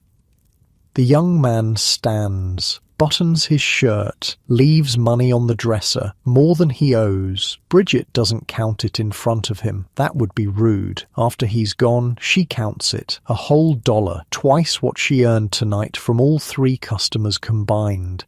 The kindness of strangers. The desperation of lonely people. The strange economy of the 3rd floor of Almac's. She pockets the money and goes to find her next customer. Back down on the street, the night is getting livelier. The groggeries are open. dozens of them, maybe hundreds, scattered through 5 Points like mushrooms after rain. They're not fancy places. Some of them are just rooms in basements, a barrel of whiskey and a tin cup. No tables, no chairs, stand and drink and leave before the cops come. The cheapest whiskey costs 3 cents a glass. It's not really whiskey. It's grain alcohol mixed with water and coloured with burnt sugar to look like the real thing. Sometimes there's tobacco juice in it, or turpentine, or things that don't have names. People drink it anyway. People drink it because it makes the world go away for a few hours. The more expensive places have entertainment, a piano player banging out songs, a woman singing, card games in the back where you can lose a week's wages in an hour, fights that start over nothing and end with somebody bleeding on the floor. The police are out there somewhere. The municipal police, they're called now, reformed last year after a whole complicated mess where New York had 2 police forces fighting each other in the streets. Long story. Point is, there are cops now, technically, patrolling, supposedly. But they don't patrol 5 Points much, not at night. The ones who come down here are either very brave or very stupid or very corrupt. Usually the third one. A cop who takes bribes can make more money in 5 Points than he'd make in a year of honest work. A cop who doesn't take bribes doesn't stay a 5 Points cop for long. So crime goes on. Pickpockets work the crowds outside the dance halls. Thieves break into any building that looks like it might have something worth stealing. Gangs stake out territory and beat up anyone who wanders into the wrong block. The murders happen mostly late, after midnight, when people are drunk and angry and the darkness covers everything. Stabbings usually, or beatings that go too far. Occasionally a shooting, though guns are expensive and bullets cost money that could be spent on whiskey instead. Bodies turn up in the morning, in alleys, in doorways, floating in the water where Collect Pond used to be. The police take notes. Sometimes they arrest someone. Usually they don't. Murder in 5 Points is barely news. It happens too often to be remarkable. Back in the basement, Margaret is dreaming. She doesn't dream about Ireland anymore. She used to, those first months after she arrived, dreams full of green and soft rain and her mother's voice, but those dreams faded as the new memories piled on top of the old ones. Now she dreams about New York, about the needle and the machine and the endless grey of tenement walls. Tonight, she dreams about water. She's standing at a pump, working the handle, but nothing comes out. Just air. She pumps harder, faster, and the handle breaks off in her hands. Around her, people are waiting with their buckets, dozens of them, hundreds. They're looking at her with the kind of anger that comes from desperation. "The water's gone," someone says. "She took it," someone else says. "She used it all up." The crowd moves toward her. Margaret tries to run, but her legs won't move. She looks down and sees that she's sinking into the ground, the same ground that swallowed Collect Pond, the same ground that makes the buildings lean. It's soft under her feet and getting softer, pulling her down inch by inch. She wakes up, gasping.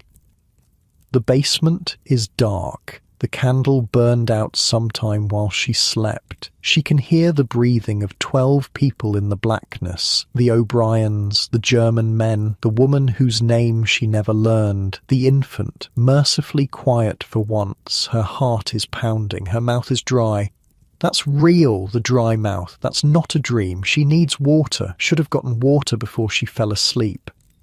She lies still, waiting for her heart to slow. The dream fades like they always do, leaving only the feeling behind, the fear, the guilt, the sense that something is wrong and she's the one who caused it. Above her, through the ceiling, she can hear footsteps. The building's owner lives up there, a man named Callahan who charges too much rent and fixes nothing. He walks around at night sometimes, checking on his property, making sure no one's causing trouble. Or maybe he walks around because he can't sleep either. Maybe he has his own dreams about water and angry crowds and ground that swallows you whole. Margaret doubts it somehow. Callahan doesn't seem like a man who dreams. She should go back to sleep. Tomorrow starts early. Always does. But her body won't cooperate. Her mind keeps running, chasing thoughts that lead nowhere good.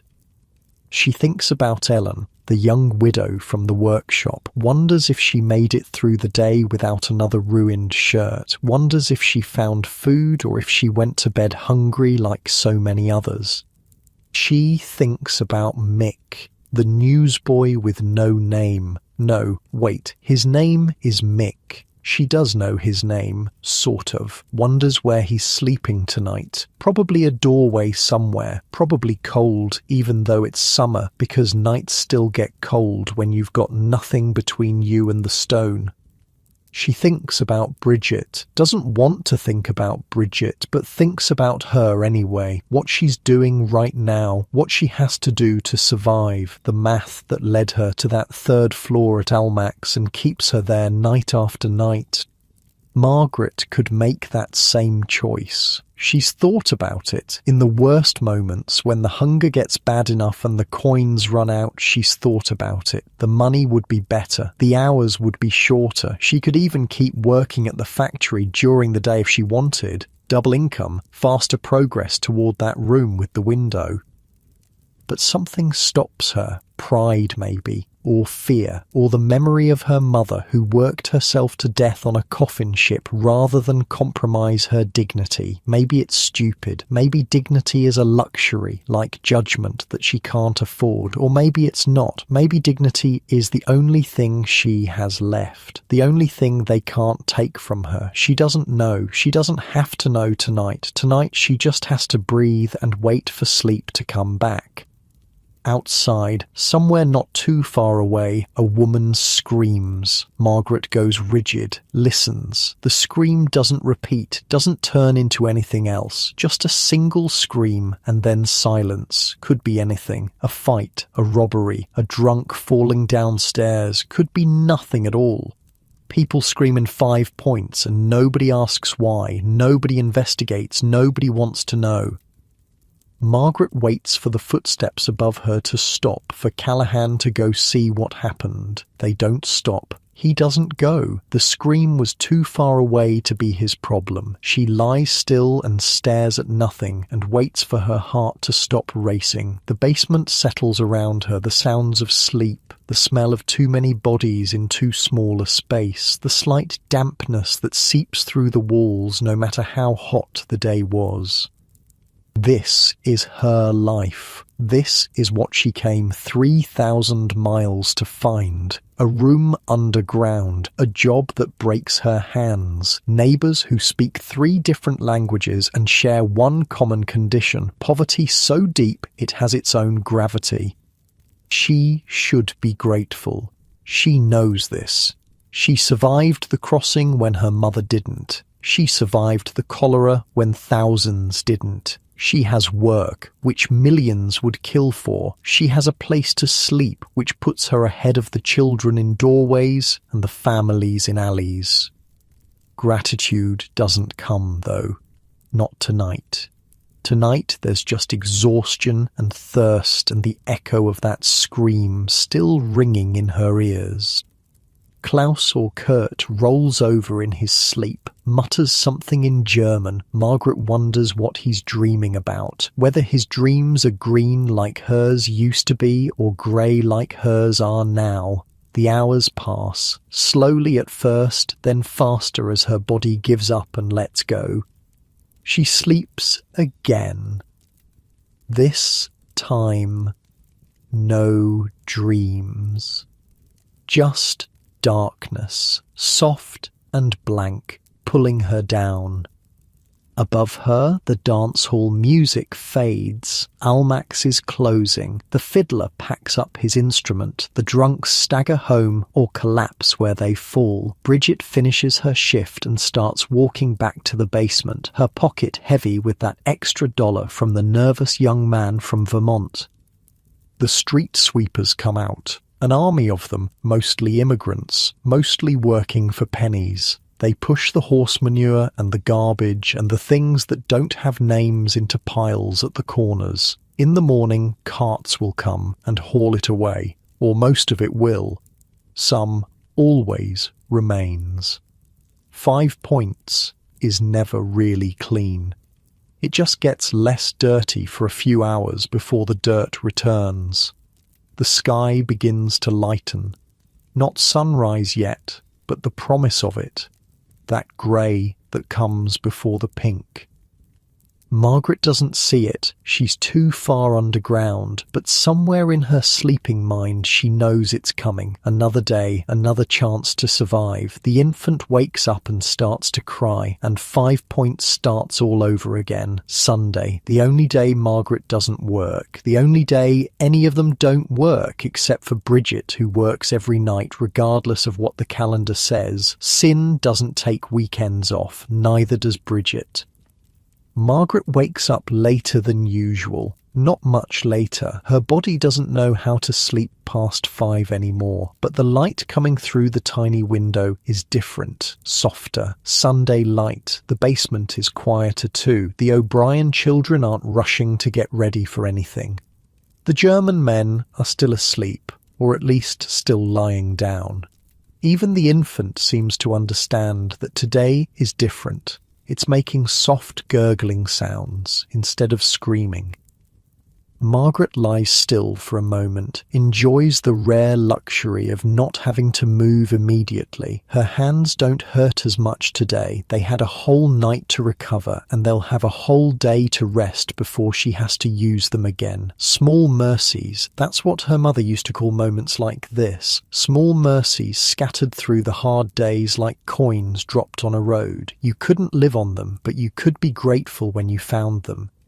She gets up eventually, uses the bucket in the corner that serves as a toilet for all 13 of them, washes her face with the small amount of water she saved from yesterday, puts on her other dress, the one that's slightly less worn than the one she wore all week. Church, today. St. Patrick's Old Cathedral up on Mulberry Street. Not the fancy new one they're building uptown.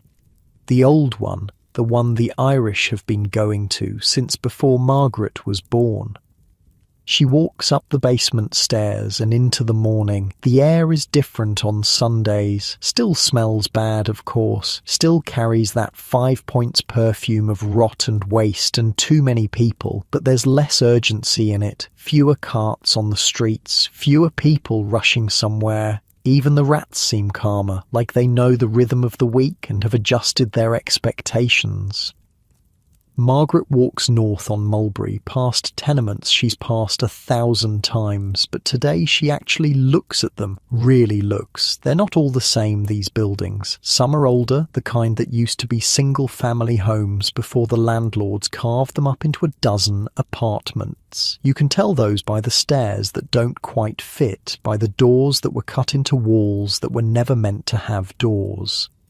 Others were built as tenements from the start, newer, uglier, designed from the ground up to cram as many paying bodies as possible into as little space as the law would allow, and sometimes less than the law would allow because the law doesn't check often and bribes are cheap. She passes a building that's leaning hard to the left. Has to be at least 15 degrees off vertical. People still live there. Landlord still collects rent. The whole thing could collapse tomorrow, and everybody knows it and nobody does anything about it, because what's the alternative? Sleeping in the street? She passes a group of children playing in an alley, not a game she recognises, something with sticks and a ball made of rags. They're barefoot, all of them, clothes more patches than original fabric, faces dirty in a way that suggests the dirt hasn't been challenged in weeks.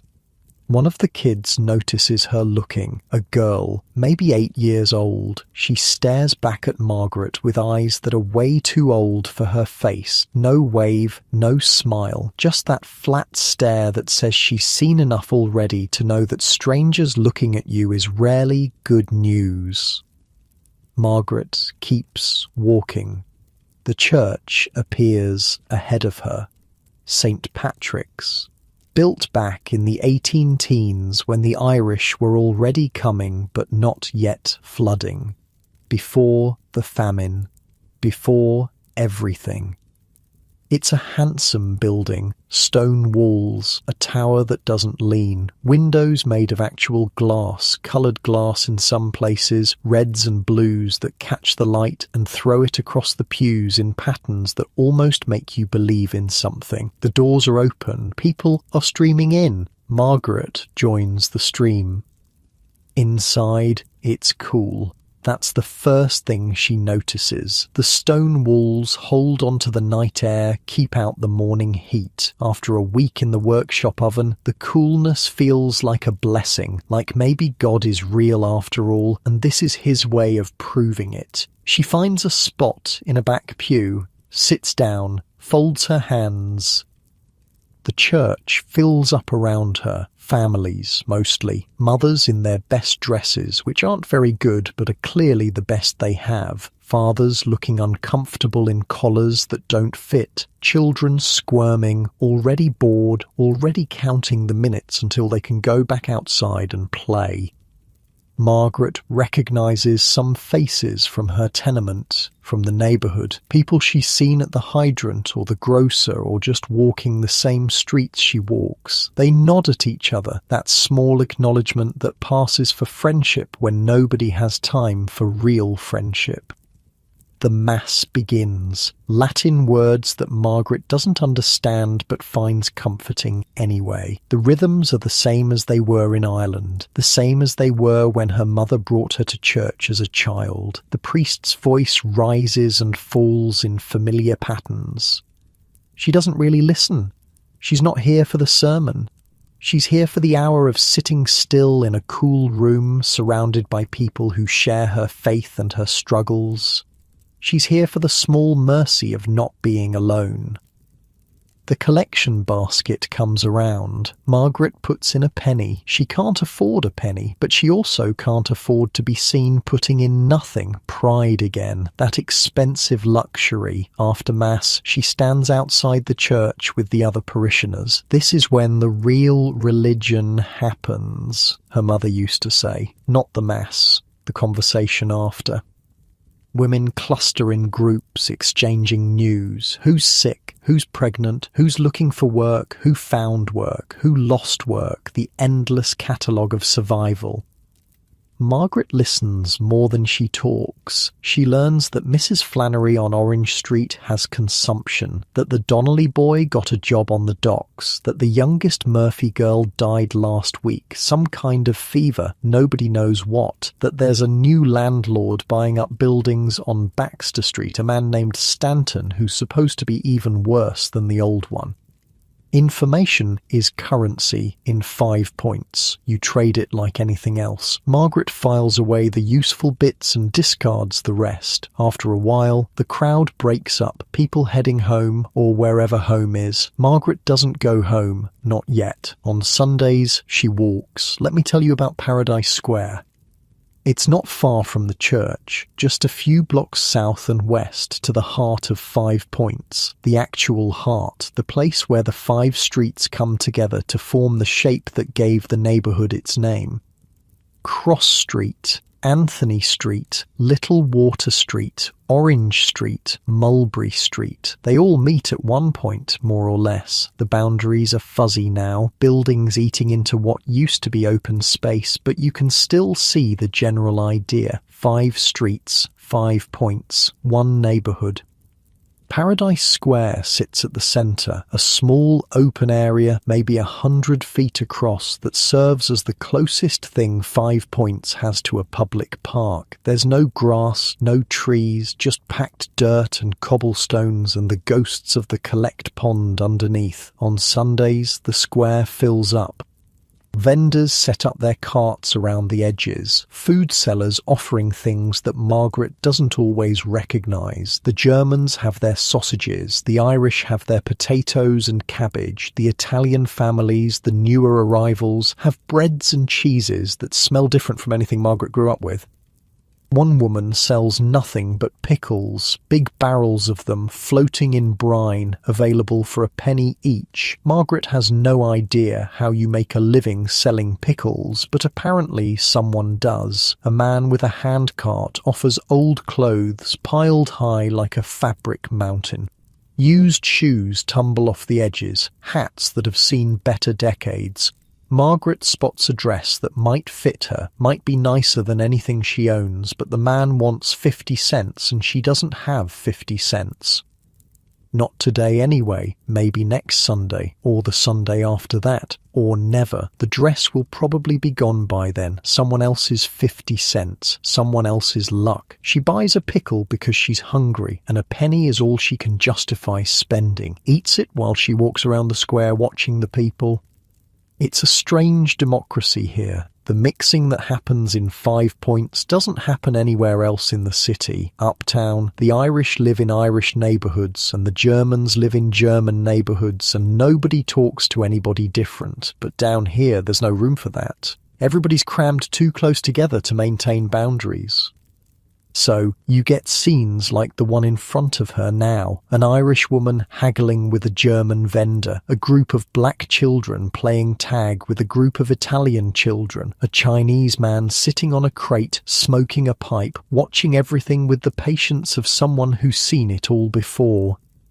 The Chinese are new, relatively, started showing up a few years ago, drifting over from the west coast or coming directly from Canton. They live on the east side of 5 Points near the docks, keep to themselves mostly, run laundries and groceries, get beaten up sometimes by gangs who don't like their presence. Margaret doesn't know what to make of them, doesn't know anything about China except that it's far away and the people who come from there eat rice instead of potatoes. She supposes they have their own reasons for being here, their own stories, their own versions of the coffin ships and the dead mothers. Everybody has a story. That's the one thing 5 Points teaches you. Every face you pass has a whole life behind it, a whole history of choices and disasters that led them to this square on this Sunday morning. You'll never know most of those stories. They're not yours to know, but they're there, and they matter, even if nobody ever writes them down.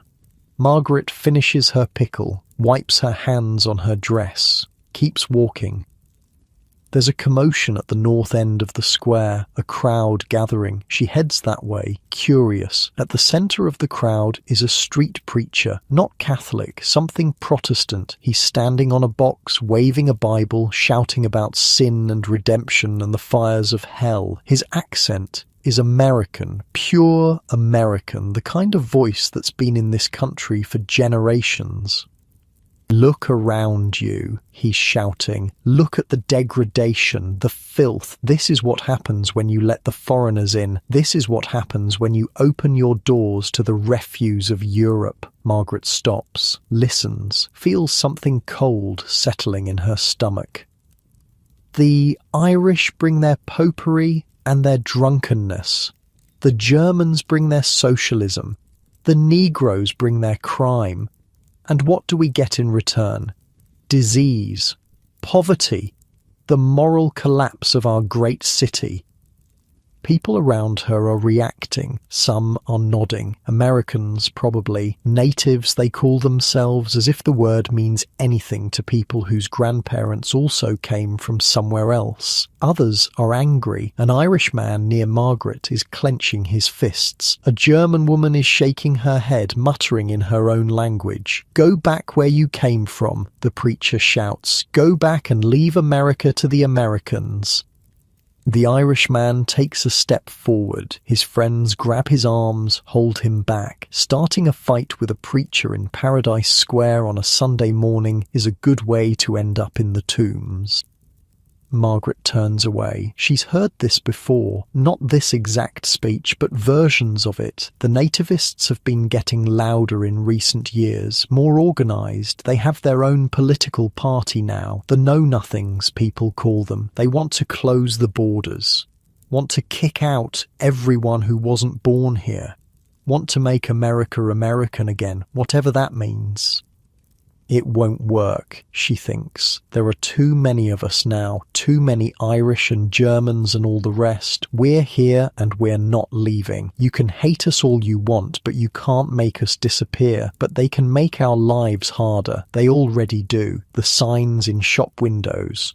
No Irish need apply. The jobs that go to native-born workers first. Always first. The landlords who charge more because they know we have nowhere else to go. Margaret walks away from the preacher, away from Paradise Square, into the maze of streets beyond. She has somewhere to be, someone to see. Mrs. Flannery, the woman with consumption, Margaret heard at church that she's taken a bad turn, doesn't have long. Margaret barely knows Mrs. Flannery, met her maybe twice, 3 times, but they're both from Cork, both took the coffin ships, both lost people on the crossing. In 5 points, that's enough to make you family. The Flannery tenement is on Orange Street, 3rd floor. Margaret climbs the stairs, past families crammed into rooms like hers, past children sitting on landings because there's nowhere else to sit. The building smells like cabbage and illness. Most buildings smell like cabbage and something. This one, it's illness. She finds the Flannery room, knocks. A girl opens the door, 12, maybe 13, eyes red from crying. This must be the daughter. What's her name? Mary. Margaret can't remember. "I've come to see your mother," Margaret says. The girl steps aside. The room is smaller than Margaret's basement. 1 bed, 1 chair, 1 window that looks out on a brick wall maybe 3 feet away, a crucifix on the wall, a candle burning on a crate that serves as a table. Mrs. Flannery is in the bed. What's left of her. She's shrunk since Margaret last saw her. The consumption has eaten away at her like a fire eating through paper. Her cheeks are hollow, her eyes are too big for her face, and the cough that sounds like something tearing. "Margaret," Mrs. Flannery says. Her voice is barely a whisper. "From Mulberry Street." "Yes, Ma'am." "Sit, please." Margaret sits in the only chair. The daughter hovers by the door, unsure what to do with herself. "Mary," Mrs. Flannery says, "go outside for a bit. Let me talk to Margaret." The girl nods, slips out. Her footsteps fade down the stairs. "She's a good girl," Mrs. Flannery says. "Too good for this place. She seems it. I won't see her grow up." This is said simply, without self-pity. Just a fact, like saying the sky is blue or the rent is due on Friday. The priest came yesterday, gave me last rites. I'm sorry. Don't be. I'm tired, Margaret. So tired. The crossing took everything out of me, and I've been running on empty ever since. Margaret doesn't know what to say. What do you say to someone who's dying? What words are there for a moment like this? "When I go," Mrs. Flannery continues, "will you look after Mary? Just look in on her. Make sure she doesn't end up on the streets." "Of course." "The nuns might take her. At the mission, they take in girls sometimes, train them for service. It's not a life, but it's better than the alternative. The alternative, Bridget's alternative, the 3rd floor at Almack's," Margaret understands without being told. "I'll make sure she gets to the mission," Margaret says. "I'll walk her there myself if I have to." Mrs. Flannery closes her eyes. For a long moment, Margaret thinks she's fallen asleep, or worse, but then her chest rises and falls, and Margaret breathes again too. "I wanted to go home," Mrs. Flannery says, eyes still closed. "Back to Cork. When I first got sick, I thought, maybe I can make it back. See the green again before I die. Stupid. Not stupid. Stupid. There's no money for a crossing, and even if there was, what's left to go back to? The farm is gone, the village is empty, everyone who survived went somewhere else. Ireland's a graveyard now. Margaret thinks about her own dreams, the green fields, the soft rain, the kitchen where her mother baked bread, all gone, all replaced by this. "It's not fair," she says. Or woman know. Mrs. Flannery opens her eyes, looks at Margaret with something that might be kindness or might just be exhaustion, but fair's got nothing to do with it, never did. They sit in silence for a while. The candle flickers. Somewhere outside, children are shouting. Life going on. Go, Mrs. Flannery says finally. You've got your own life to live. Don't waste it sitting with the dying. Margaret stands, takes Mrs. Flannery's hand. The skin is paper thin, bones like bird bones underneath.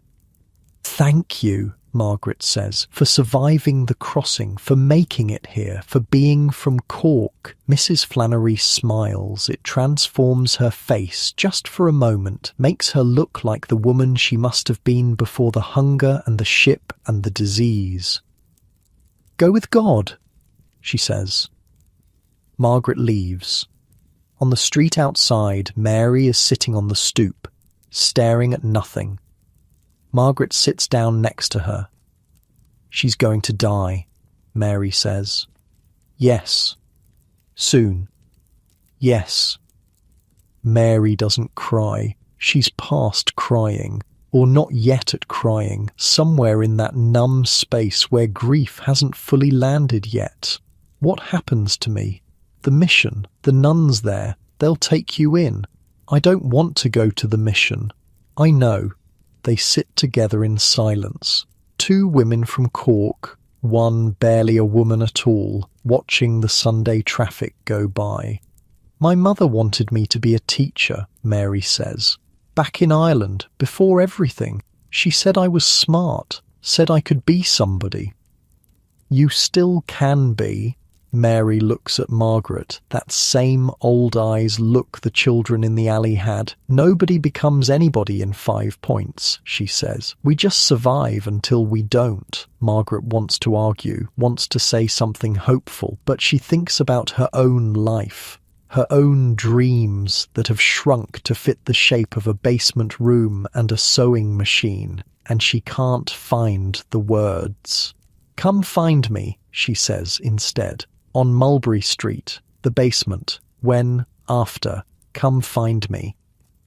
Mary nods, doesn't say anything else. Margaret leaves her there on the stoop and walks home. The afternoon is fading by the time she reaches her building. The Sunday stillness is giving way to the Sunday evening bustle, people coming back from wherever they went, children being called in from the streets. The smell of cooking from windows. She goes down the stairs to her basement, 12 steps in the dark. The room is fuller now. Everyone's back. The O'Briens are eating. Klaus or Kurt is reading something, a book or maybe a letter from home. Bridget is in her corner, getting ready for another night's work. Margaret finds her spot, sits down, closes her eyes. She thinks about Mrs. Flannery dying in that room on Orange Street, about Mary sitting on the stoop with her old young eyes, about the preacher in Paradise Square shouting about foreigners and filth, about the children in the alley playing games with sticks and rags. She thinks about all the stories she doesn't know, all the lives being lived in the rooms around her, above her, throughout 5 points, each one full of details she'll never learn. Tomorrow she'll go back to the workshop, back to the needle and the machine and O'Reilly's notebook, back to the heat and the thirst and the endless shirts, but that's tomorrow. Tonight there's just this, the basement, the breathing of strangers who've become something like family. The last light of a Sunday fading somewhere above. Small mercies. Margaret takes them where she can find them. 3 days later, Mrs. Flannery dies.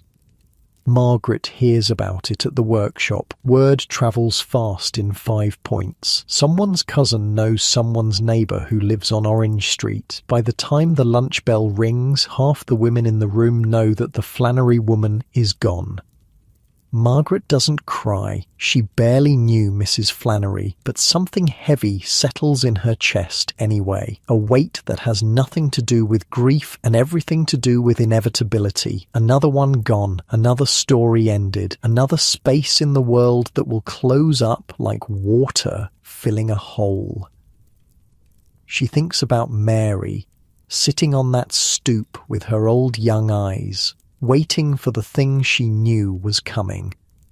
After work, Margaret doesn't go home. She goes to Orange Street instead. The Flannery room is crowded when she arrives. This is how it works. When someone dies in 5 Points, the neighbours come, not because they were close necessarily, but because death requires witnesses, requires acknowledgement, requires people standing around saying the things people say when there's nothing useful to say. Mrs. Flannery is still in the bed. They've cleaned her up, whoever was here first, washed her face, combed her hair, folded her hands on her chest with a rosary threaded through the fingers. She looks smaller in death than she did in life, shrunken, like something essential has leaked out and left just the shell behind. Mary is in the corner, not crying, not doing anything, just standing there with her back against the wall, watching strangers fill up her home.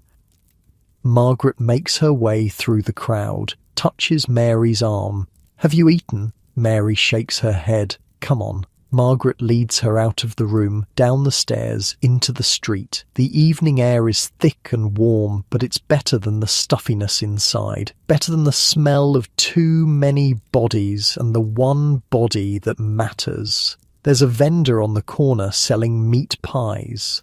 Margaret buys 2. Hands one to Mary. "Eat."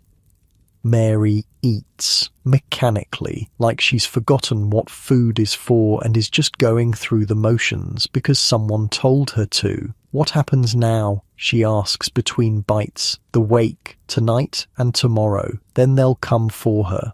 "Who?" "The city, the dead cart." Mary stops eating. "She wanted to be buried in Cork." "I know. She can't be buried in Cork." "No." "Where will they take her?" Margaret hesitates. There's no good answer to this question. There's only the true answer.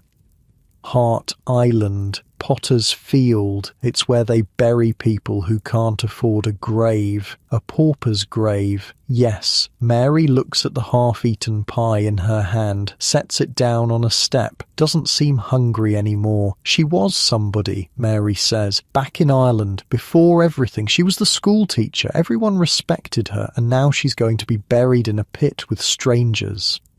She's not in her body anymore, Mary. She's somewhere else, somewhere better. The body is just what's left behind. Margaret doesn't know if she believes this. The nuns taught it to her. The priests repeat it. But standing here on Orange Street with a 13-year-old orphan, the words feel hollow, like coins that have been handled so much they've lost their shine. Mary doesn't respond. Just stares at the pie she's not eating.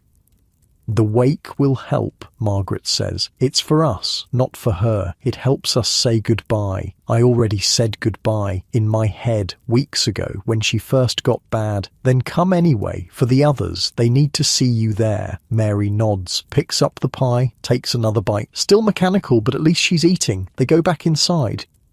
The wake lasts 2 days. This is tradition. Back in Ireland, it would be longer. 3 days, sometimes 4. Time for relatives to travel from far villages, for old friends to make the journey, for the whole community to come and pay respects. In 5 Points, 2 days is all anyone can afford. People have to work. Landlords don't care that your mother died. Rent is still due on Friday. But for those 2 days, something almost beautiful happens.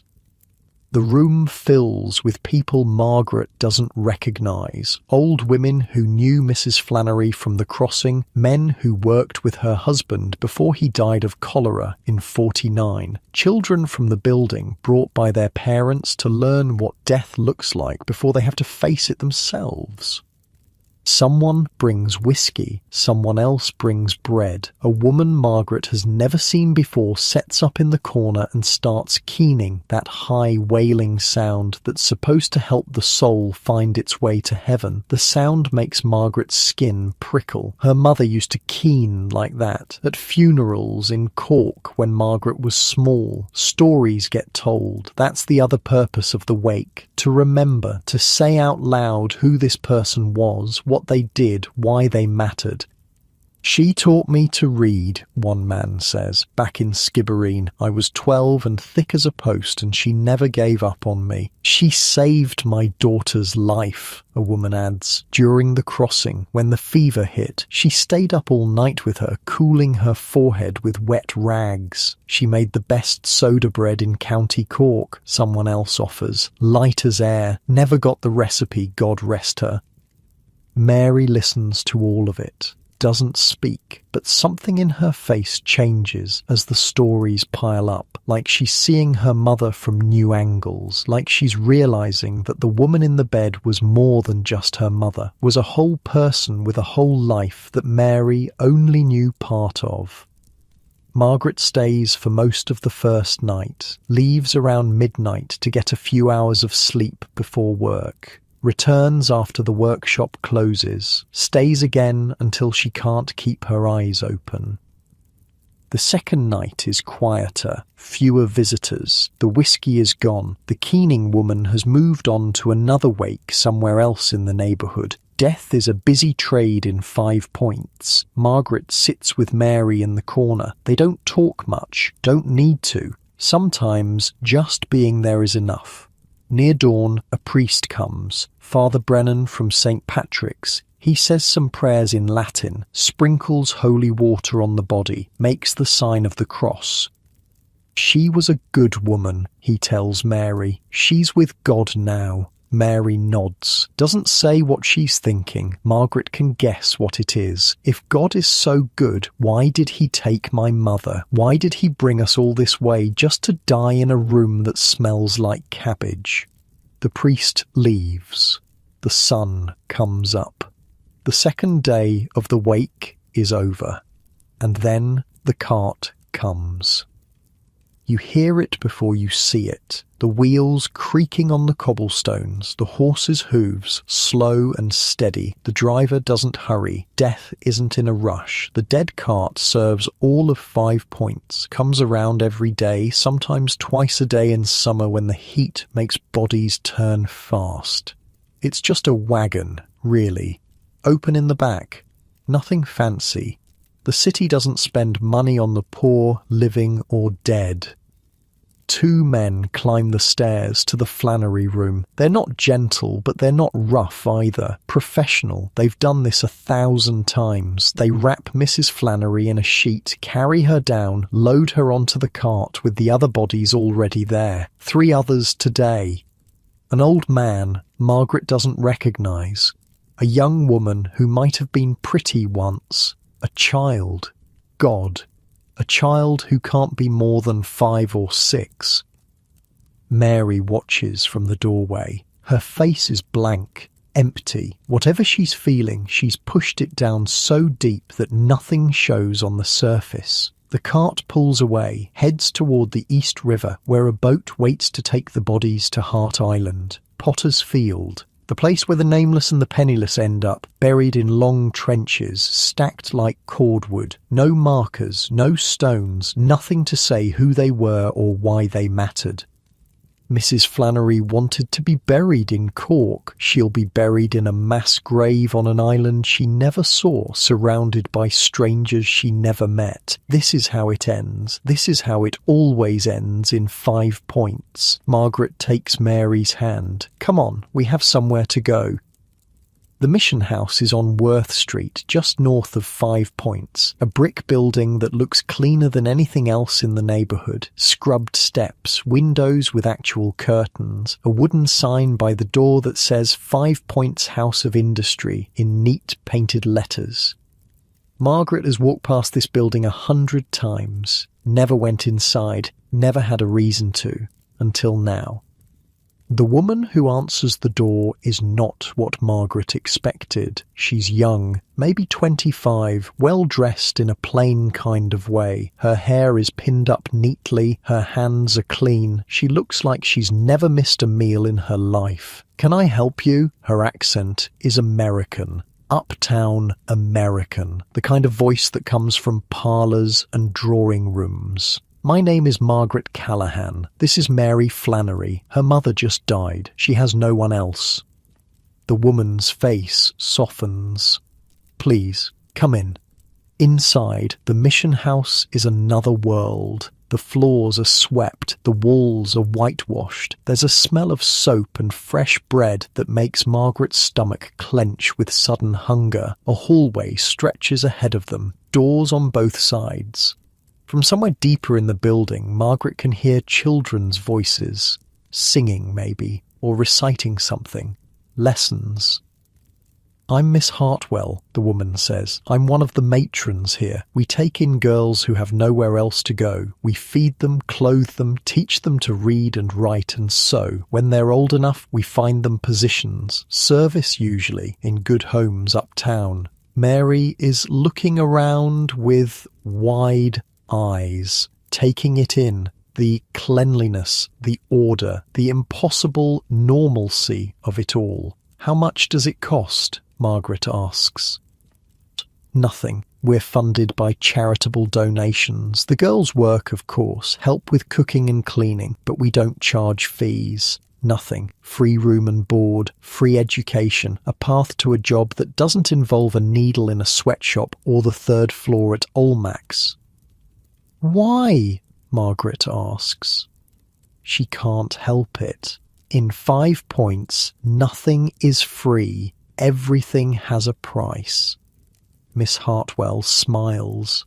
It's a real smile, not the fake kind that landlords and foremen use. Because everyone deserves a chance, because these girls didn't choose to be born poor, because Christ told us to care for the least of these. Margaret doesn't know what to say to that. She's not used to kindness that doesn't want something in return. "Mary," Miss Hartwell says, kneeling down to eye level, "would you like to stay with us? We have a bed for you, and breakfast in the morning, porridge with honey."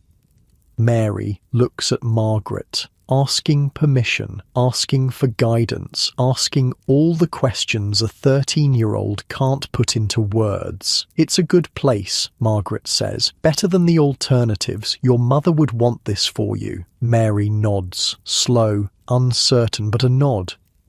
"Good." Miss Hartwell stands up. "Let me show you to the dormitory. You can meet the other girls." They start down the hallway. Mary hesitates, turns back. "Margaret." "Yes?" "Will you visit? Sometimes?" Margaret feels something twist in her chest. This girl she barely knows, this stranger who's become something like family in the space of a few days. "Every Sunday," she says, "after Mass, I'll come check on you." Mary's face does something complicated. Not quite a smile, but close. "Thank you. For everything." Then she turns and follows Miss Hartwell down the hall, disappearing through a doorway into a room full of voices Margaret can't quite make out. Margaret stands alone in the clean hallway of the mission house, stands there for a long moment, not moving, not thinking, just breathing. She did a good thing. She knows this. She kept her promise to Mrs. Flannery. She saved Mary from the streets, from the doorways, from the fates that swallow orphaned girls in 5 points. But something feels wrong anyway. Not wrong exactly. Heavy. Like she's lost something she didn't know she had. She walks out of the mission house, back into the familiar filth of the neighbourhood. The smell hits her like a wall after the clean air inside. Horse manure and rotting garbage and all the rest. The sun is setting. She's missed work today. O'Reilly will dock her pay. Might fire her if he's in a bad mood. Doesn't matter. Some things are more important than shirts. She walks home, down Worth Street to Mulberry. past the tenements and the groggeries and the alleys where shadows move. The basement is quiet when she arrives. Early evening, most people still at work, just Klaus or Kurt in his corner, reading his book or letter. He looks up when she comes in, studies her face. "Hard day," he says, not a question. "Yes." "You sit. I bring food." He gets up before she can protest, comes back a few minutes later with bread and cheese and a cup of something that might be beer. "Eat," he says, "then rest." Margaret eats. The bread is stale. The cheese is sharp. The beer is warm. It's the best meal she's had in weeks. Klaus or Kurt sits across from her, doesn't talk, doesn't need to, just keeps her company while she eats. "You're a good man," she says when she's done. "Why are you in a place like this?" He shrugs. "Same as you. Same as everyone. I come to America for better life. Find this instead. Do you ever think about going back?" "To Germany?" He shakes his head. "No, there is nothing back there for me. Revolution failed. Friends are dead or in prison. I go back, they arrest me too. So you're stuck here. We are all stuck here." He smiles. It's a sad smile, but real. But maybe stuck is not so bad. Better than dead, better than prison. Here I have food, work, friends. Is not what I wanted, but is something. Margaret thinks about Mrs. Flannery, about wanting to go home to Cork, about knowing you never can. "Do you think it ever gets better?" she asks. "Any of it?" Klaus or Kurt considers the question, takes his time. "My grandmother used to say, winter always comes, but so does spring. Things get bad, then they get better, then they get bad again, is the way of the world. We cannot change it. We can only live through it." That's not very comforting. No, but is true. They sit in silence for a while. The basement fills up slowly as people return from work. The O'Briens, the others, the familiar sounds of evening settling in. Margaret thinks about Mary in her new bed at the mission house. Clean sheets, porridge with honey in the morning, a future that might actually lead somewhere. She thinks about Mrs. Flannery on that boat to Hart Island, wrapped in a sheet, surrounded by strangers, buried in a trench without a marker. She thinks about her own mother, buried at sea somewhere in the Atlantic. No grave at all, just water and distance and time. All these women, all these lives, all these stories that end without endings. Margaret is 25 years old. She has maybe 30 more years, if she's lucky. Maybe 10, if she's not. Somewhere in between, probably.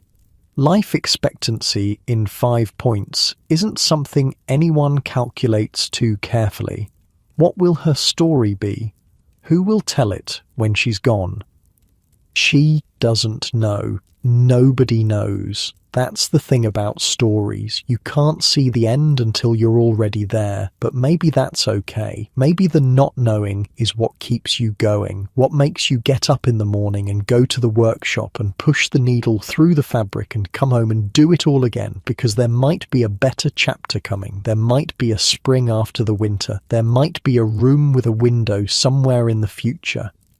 Or there might not, but you won't find out if you stop. Margaret lies down on her pile of rags, closes her eyes. Tomorrow she'll go back to work, apologise to O'Reilly, beg for her job if she has to, start over, again. But tonight she can rest. Tonight she did something good.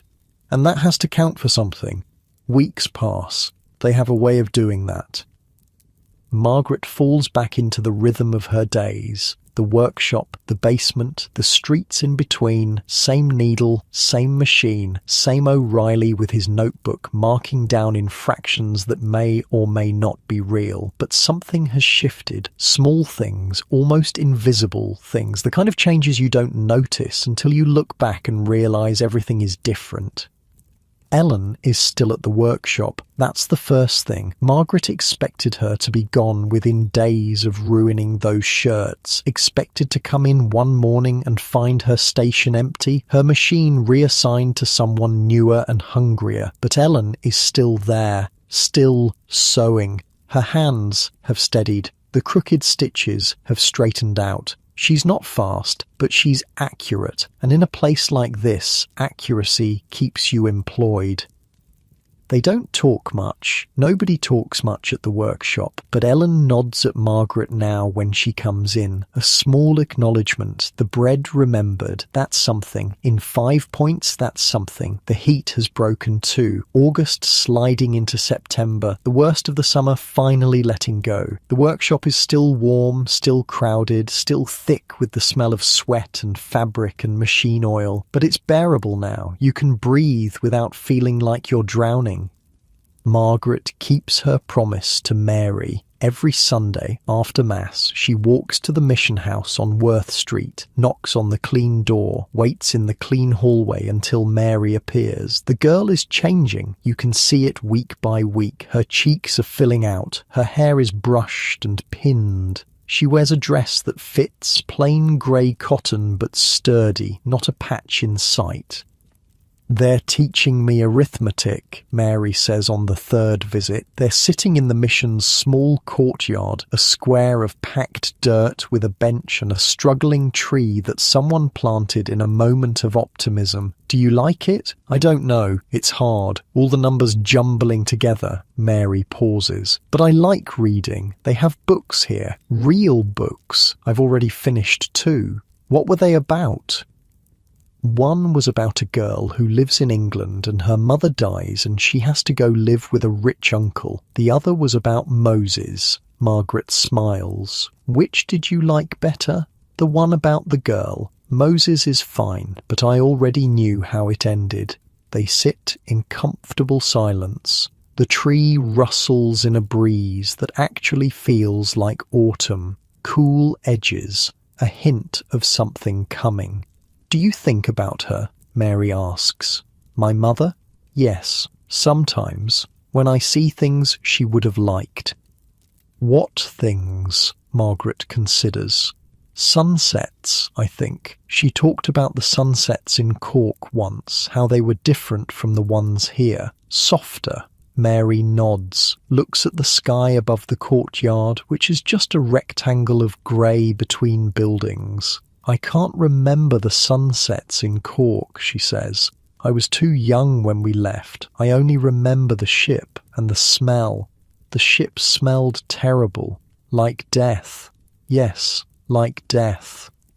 They're quiet again. 2 women who crossed an ocean and lost everything and somehow ended up here, in a courtyard with a struggling tree. "I'm going to be a teacher," Mary says suddenly. "Miss Hartwell says I'm clever enough, says if I study hard I could teach at the mission someday. Help other girls like me." Margaret feels something warm spread through her chest. Pride, maybe. Or hope. Hard to tell the difference sometimes. "Your mother would be proud," she says. "I know." Mary's voice is steady, no tears. She's moved past the crying stage into something harder and clearer. "That's why I'm going to do it." When Margaret leaves the mission that afternoon, she walks slowly. No rush. The streets of 5 Points unroll around her. The same streets she walks every day, but they look different today. Less menacing, more possible. It's probably just the weather. The cool air making everything seem cleaner than it is, but she lets herself enjoy it anyway. Back at the basement, Klaus is waiting. She started thinking of him as Klaus, asked him once what his real name was, and he said Klaus Wilhelm Hoffmann, which is too long for everyday use, so Klaus it is. He's sitting on the steps outside the building when she arrives. Not blocking the way. Just sitting. Watching the street like he's memorizing it.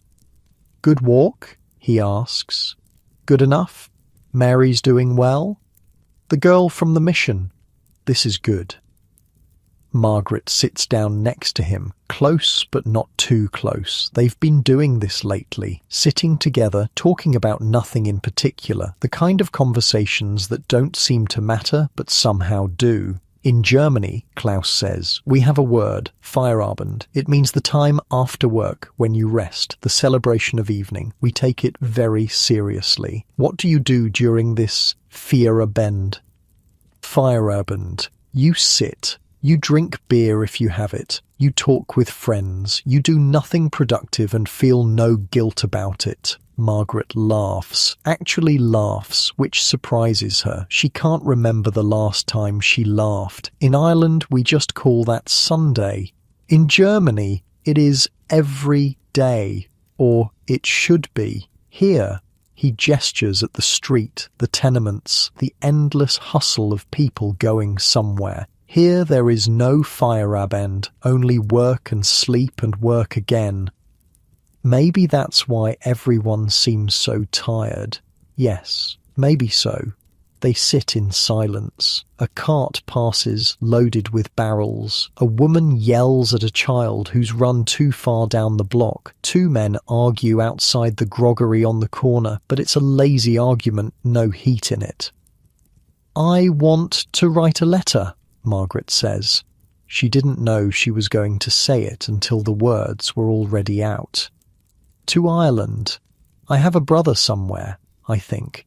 We lost track after the crossing. You know where to send it?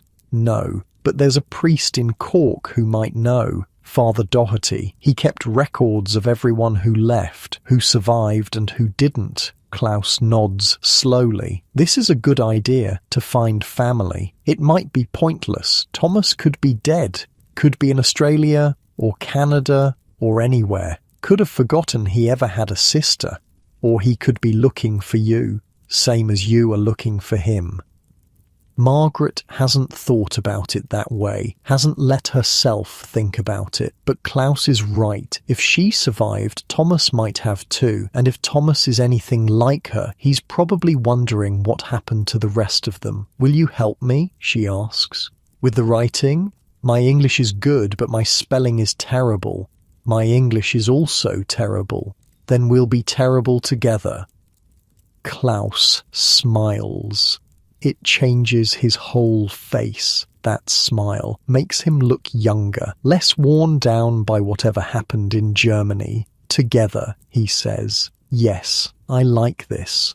That night, after everyone has gone to sleep, Margaret lies awake and thinks about the letter.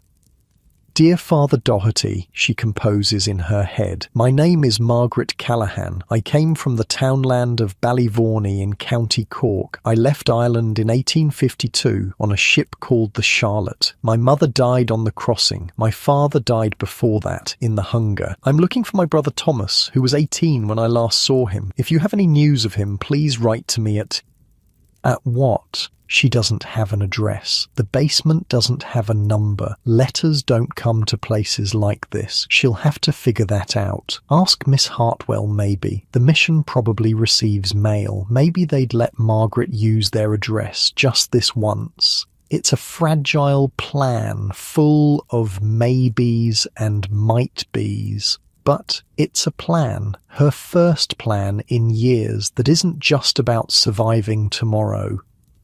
The room is quiet around her. The O'Brien infant has finally learned to sleep through the night, which feels like a miracle. Bridget came home early tonight, too tired for the full shift. She's curled up in her corner, breathing slow and even. Klaus is across the room near the German men who never talk. Margaret can't see him in the darkness, but she knows he's there, knows by the pattern of his breathing, which she's learned without meaning to. Something is happening between them. She's not sure what to call it. Not romance exactly. Not in a place like this where romance is a luxury nobody can afford, but something, a connection, a recognition. Two people washed up on the same shore, two survivors finding each other in the wreckage. She's not ready to think about what it means. Not yet, but she lets herself notice it. Lets herself feel something other than exhaustion and fear for the first time in years. The days get shorter. September becomes October. The cool air turns cold, that sharp New York cold that cuts right through you. Margaret buys a second blanket from the used clothes cart in Paradise Square. Costs her 30 cents, which is 2 days' worth of bread. But the nights are getting bitter, and the basement has no heat except body warmth and the small fire the O'Briens keep going. The blanket is wool. Used to be blue, she thinks, but it's been washed so many times the colour is gone, leaving just grey. There's a hole in one corner where moths got to it, but it's warm. That's what matters. She shares it with Klaus sometimes. On the coldest nights, when the wind finds the cracks in the foundation and sneaks through, they sit side by side with the blanket over both of them, not touching, just sharing warmth. In Germany, Klaus says one of these nights, the winters are worse, snow up to here, he gestures to his chest. But we had stoves, real stoves with wood and coal. You could make the whole house warm. In Ireland, we had peat, Margaret says. Cut it from the bog in summer, burned it in winter, smelled like the earth itself was on fire. I miss that smell, earth burning. I miss everything.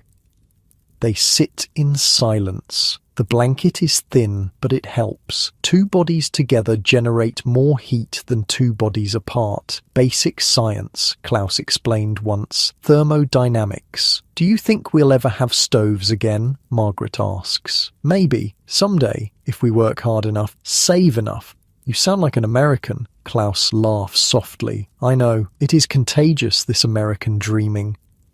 But there's no mockery in his voice. Just acceptance, just the recognition that hope, however foolish, is still better than despair. The letter gets written on a Sunday afternoon. Klaus borrows a pen and paper from one of the German men who works as a clerk somewhere. They sit at the mission house in the courtyard with the struggling tree and compose it together. Dear Father Doherty, my name is Margaret Callaghan. I come from Ballyvorney in County Cork. I left Ireland in 1852 on a ship called the Charlotte. My mother Ellen Callaghan died during the crossing and was buried at sea. I am searching for my brother Thomas Callaghan, who was 18 years old when I last saw him. He left before me, I think, to England, maybe to America later. I do not know. If you have any word of him, or know anyone who might, please write to me. I can receive letters at the 5 Points House of Industry, Worth Street, New York City. Ask for Margaret Callaghan. Thank you for any help you can give. May God bless you and keep you. Your faithful servant, Margaret Callaghan. Klaus reads it over when they're done. Nods. Is good. Clear. He will understand. If he's even still alive, if he even remembers my family. He is a priest. Remembering is his job. Margaret folds the letter carefully, slips it into an envelope that Miss Hartwell provided, addresses it in her careful, wobbly handwriting. Father Doherty, St. Finbarr's Church, Cork City, Ireland. How long will it take? She asks Klaus. 6 weeks, maybe. 8, if the ship is fast and the mail is not lost. 8 weeks, 2 months, an eternity. She walks to the post office and pays the postage, which costs more than she expected. 15 cents gone. Watches the letter disappear into a bag with hundreds of other letters, all going somewhere. It's out of her hands now. Nothing to do but wait. You look different, Mary says the next Sunday.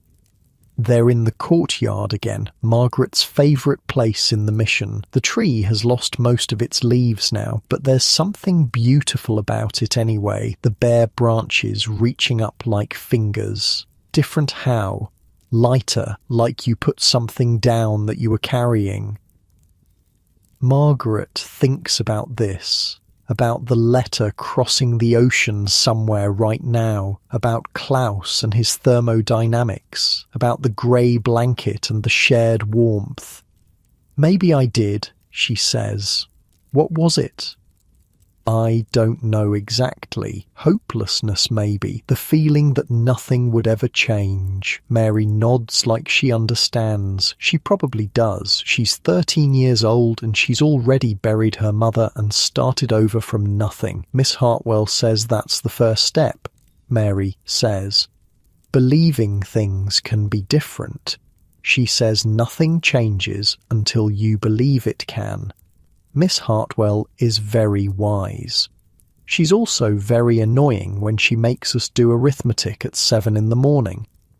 Margaret laughs. That second laugh in a month. She's getting better at this. I learned something, Mary says, from one of the books. Do you want to hear it? Yes. There's a writer named Mr. Emerson. He lives in Massachusetts. He says, what lies behind us and what lies before us are tiny matters compared to what lies within us.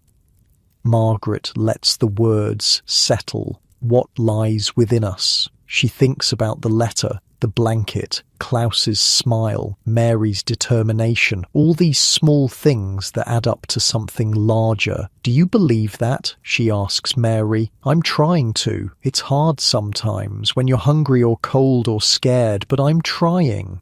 Me too. They sit together in the courtyard as the afternoon fades. The struggling tree casts thin shadows. The sounds of the city drift over the walls. Two women from Cork, one building a new life, one finding pieces of an old one, both trying. That night, back in the basement, Margaret tells Klaus about the Emerson quote. What lies within us, he repeats. In German we would say, Das, was in uns liegt. It sounds better in English, I think. What lies within you? Margaret asks. Klaus is quiet for a long moment, thinking. Stubbornness, he says finally, the refusal to give up. My grandmother had it too. She lived through wars and famines and things I cannot even speak of, and every morning she got up and made breakfast and refused to die. That sounds like a good thing to have inside you. Yes, I think so. And you? What lies within Margaret Callahan? Margaret doesn't have to think. She's been thinking about it all day. Survival, she says. Whatever it takes, however hard it gets, I survive. That's what I do. That's what I am. Klaus nods, reaches out in the darkness and finds her hand, holds it. Then we will survive together, he says. Whatever comes. Margaret doesn't pull away. Doesn't want to. His hand is warm and rough and real. Together, she says.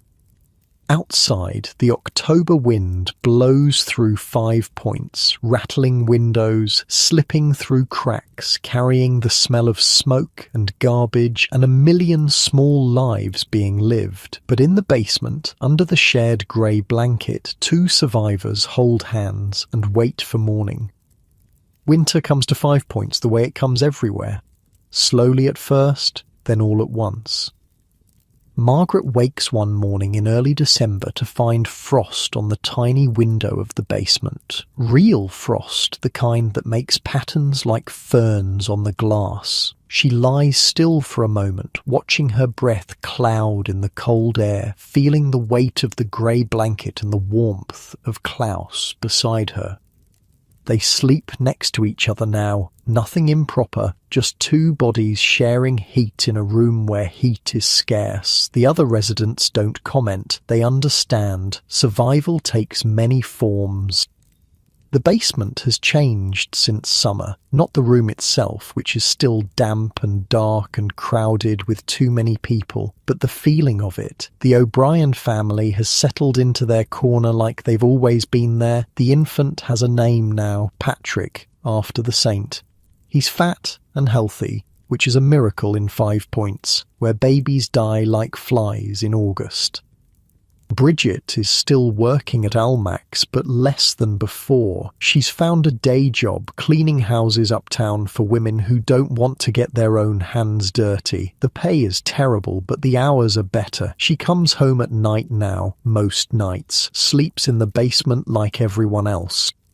Klaus has been promoted at the warehouse where he works. Not much of a promotion, a few extra cents a day, the right to tell newer workers what to do. But it's something. It means he can afford to buy bread without counting every penny. Margaret's hands have healed. Mostly. The calluses remain thick and hard across her palms and fingers, but the cracks have closed. The bleeding has stopped. She's gotten better at the machine, faster, more efficient. O'Reilly still watches her with his notebook, but he watches everyone. It's nothing personal. December in 5 Points has its own rhythm, slower than summer, quieter. People stay inside when they can, huddled around whatever heat they can find. The streets are less crowded. The vendors who work Paradise Square have thinned out, leaving only the hardiest. But there's something else too, a feeling in the air. Margaret noticed it last year, but didn't have a name for it. This year, she does. Hope. It's Christmas soon. The churches are decorating. Even St. Patrick's, which can't afford much, has put up greenery around the altar, pine branches and holly, the smell of forest in a neighbourhood that's never seen a tree. The mission house is preparing a feast. Miss Hartwell told Margaret about it on her last visit. Turkey and potatoes and pie for all the girls. Gifts wrapped in paper. Carols sung by candlelight. Mary will have her first real Christmas in 3 years. Her first Christmas with enough food. Her first Christmas without watching her mother cough herself to pieces in a room that smelled like death. Margaret thinks about this as she walks to work in the grey December morning. The cold biting her cheeks.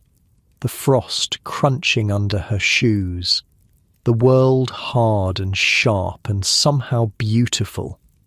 She thinks about her own Christmases back in Cork before everything, the goose her father would somehow find even in lean years, the pudding her mother made with whatever fruit was available, the singing that went on until midnight, voices raised in songs that had been sung for generations. Gone now, all of it, but not forgotten, never forgotten. The workshop is warm, at least. That's something to be grateful for in December. All those bodies, all those machines generating heat that has nowhere to go. In summer, it's torture. In winter, it's salvation. Margaret takes her place at her station, starts the machine, begins the day. In, out, in, out. The needle doesn't know it's Christmas season. The needle just does its job. But Margaret finds herself humming as she works. An old Irish carol, something her mother used to sing. The words come back to her in fragments, half remembered, half invented. The woman at the next station glances over, doesn't say anything, but she smiles. That's something too. The letter arrives on a Tuesday. Margaret doesn't know it's coming, has almost stopped expecting it. 8 weeks turned into 10, turned into 12. She'd convinced herself it was lost, that Father Doherty was dead, that the whole thing was a fool's errand from the start. But Miss Hartwell meets her at the door of the mission house with an envelope in her hand. "This came for you," she says, "from Ireland." Margaret stares at the envelope, doesn't take it, can't take it. Her hands are shaking. "Would you like to sit down?" Miss Hartwell asks. "Yes, please." They go to the courtyard. The struggling tree is bare now, just a skeleton of branches against the grey sky. Margaret sits on the bench, takes the envelope, holds it. "Do you want me to stay?" Miss Hartwell asks. "No, thank you. I need to do this alone." Miss Hartwell nods. Leaves. Margaret is alone with the letter. She opens it slowly, carefully, like it might explode if she moves too fast. Inside, a single sheet of paper, thin, worn, covered in handwriting that's small and cramped and hard to read. "Dear Miss Callahan, I received your letter and I thank God for it. I remember your family well. Your father Seamus was a good man. Your mother Ellen was a saint. I prayed for them both when the hunger came." I have news of your brother Thomas. He did not go to England as you thought. He went to Boston in America. I know this because he wrote to me once, in 1853, asking about survivors from Ballyvorney. I gave him what names I had. I did not have yours. I did not know you had survived. I am writing to him now, at the address he gave me. I am telling him that his sister Margaret is alive and in New York. I do not know if the letter will reach him. Boston is a large city, and people move often, but I am trying. Keep faith, dear child. The Lord works in mysterious ways. Your family was scattered, but perhaps it will be gathered again. With prayers for your health and happiness, Father Doherty. Margaret reads the letter 3 times, then a 4th. The words blur as tears fill her eyes. Thomas is alive. Thomas is in Boston. Thomas wrote to Father Doherty asking about survivors, asking about her. She sits on the bench in the cold courtyard and cries. Not sad tears, not entirely. Something more complicated. Relief and grief and hope all tangled together. Her brother is alive. Her brother is looking for her. After 3 years of thinking she was alone in the world, she's not. She's not alone. When Mary finds her, Margaret is still sitting on the bench, still holding the letter, still crying. What happened? Mary asks. Her voice is worried. She's never seen Margaret cry before. My brother is alive, in Boston. He's been looking for me. Mary sits down next to her, takes her hand. That's wonderful. I know it is. Margaret can't finish the sentence, doesn't have words for what she's feeling. It's a lot, Mary says. When something good happens after so much bad, it's almost harder than the bad because you have to believe it. Margaret looks at this girl, this 13-year-old orphan who sounds like she's lived 100 years. When did you get so wise? I read a lot of books. Margaret laughs through her tears, pulls Mary into a hug.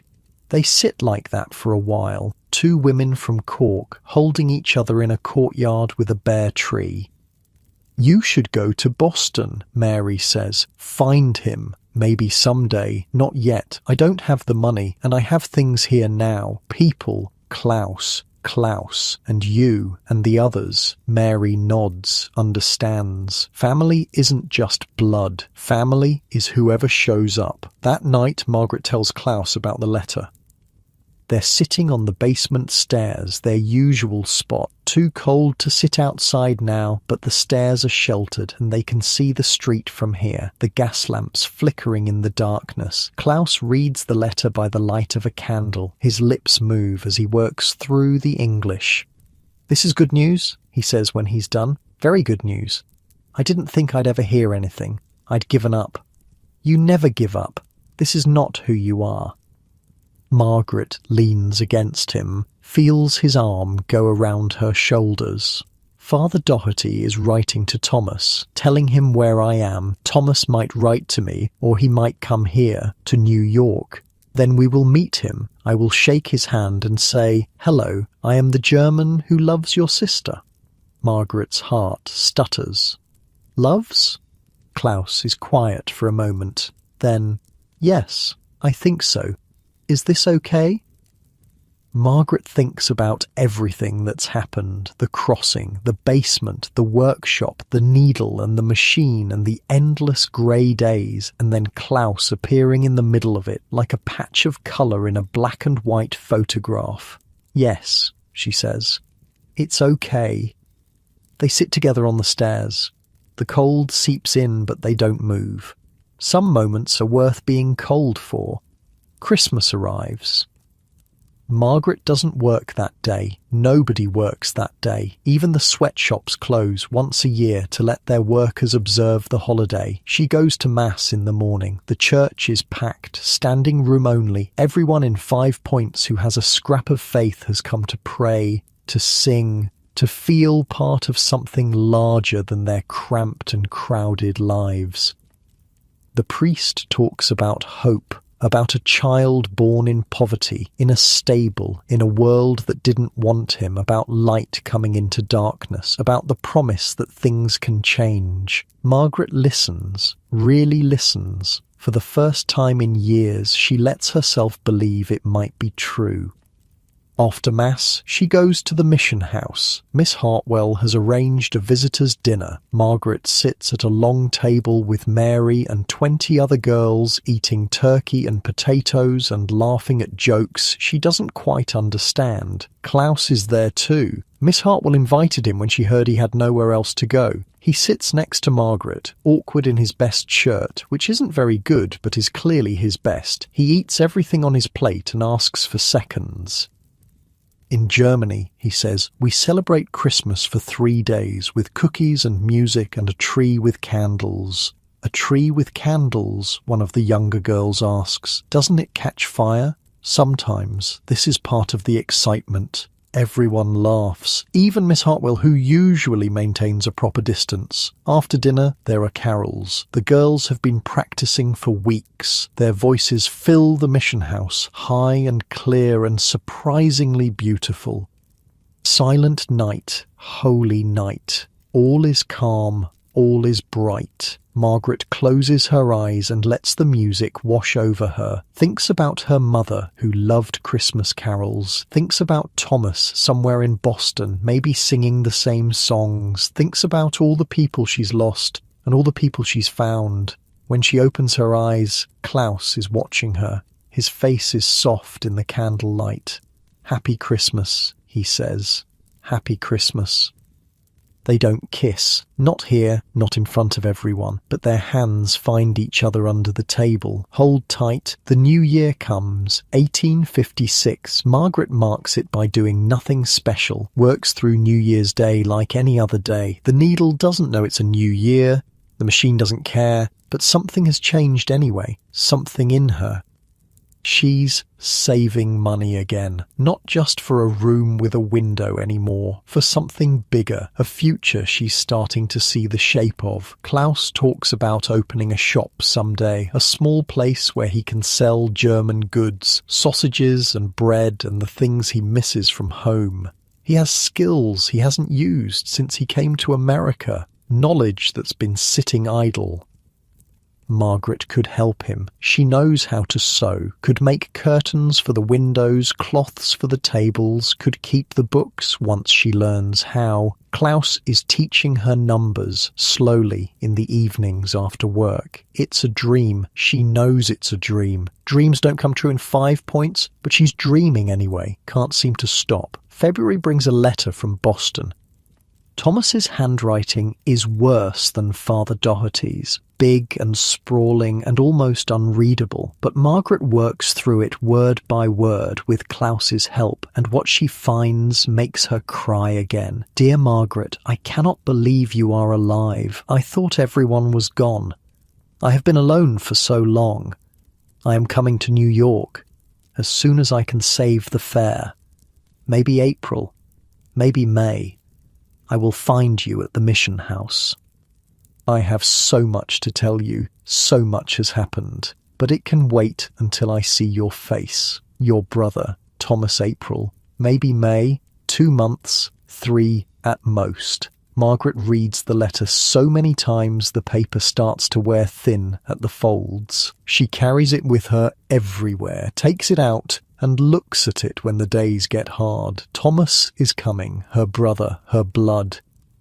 The world feels different now, still hard, still cold, still crowded with too many people and not enough hope to go around, but different. She has Klaus, she has Mary, she has Bridget and the O'Briens, and even Ellen at the workshop, who smiles at her now, who remembers the bread, and soon she'll have Thomas. Family, scattered across an ocean, across countries, across years of silence, but coming back together, piece by piece. Spring comes slowly to 5 points. March is cold and wet. April is cold and less wet. But there are signs, buds on the struggling tree in the mission courtyard, birds returning to roost in the eaves of the tenements, the smell of mud instead of snow. Margaret walks to work one morning in early April and realises she's not dreading the day. Not exactly looking forward to it either, but not dreading it. This is progress. This is what survival looks like. She passes Mick on his corner. The newsboy is taller than he was last summer, growing despite everything. He waves at her now, most mornings, has learned her face. She passes the groggery where the drunks gather, passes the alley where the dead rabbits used to hang out. They've moved on, she heard. Some trouble with another gang. Someone got killed. The usual. She passes the spot where the old brewery used to stand. The mission house they built in its place is clean and white and full of reformed sinners learning to read. Margaret doesn't know if she believes in redemption, but she believes in second chances. She believes in survival, in getting up every morning and doing what needs to be done, in finding moments of warmth in cold places. At the workshop, she takes her seat, starts the machine. The needle goes in, out, the same rhythm it's had since the day she started. But Margaret is humming again, that old Irish carol, the one her mother used to sing. In the courtyard of the mission house, a tree is waking up. Small green buds pushing through brown bark. Life returning. In a basement on Mulberry Street, a group of strangers who've become something like family are getting ready for another day. In Boston, a man named Thomas is counting his savings, planning his journey coming home to a sister he thought was dead. And in a workshop on Pearl Street, a woman named Margaret Callahan is sewing shirts and dreaming of a shop with curtains in the windows. This is 5 points in 1856. The worst neighbourhood in America, they say. A place where hope goes to die. But hope doesn't die that easily. Hope is stubborn. Hope survives.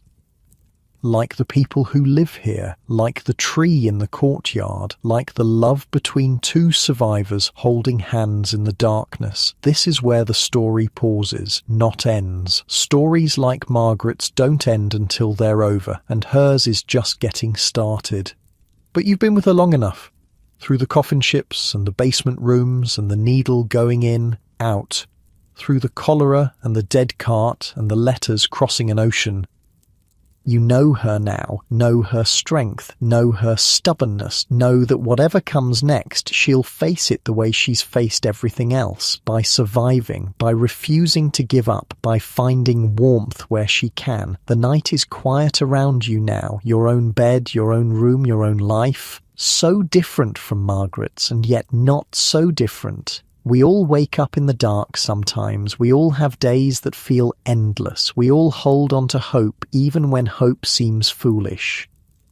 That's what Margaret taught you tonight. That's what 5 points teaches everyone who looks closely enough. Survival is possible. Connection matters. Spring comes after winter. Even in the hardest places, people find ways to love each other, find ways to keep going. Find small mercies scattered like coins on a road. Your pillow is soft. Your blanket is warm. Your world is waiting for you, same as it was when you closed your eyes. Rest now. You've earned it.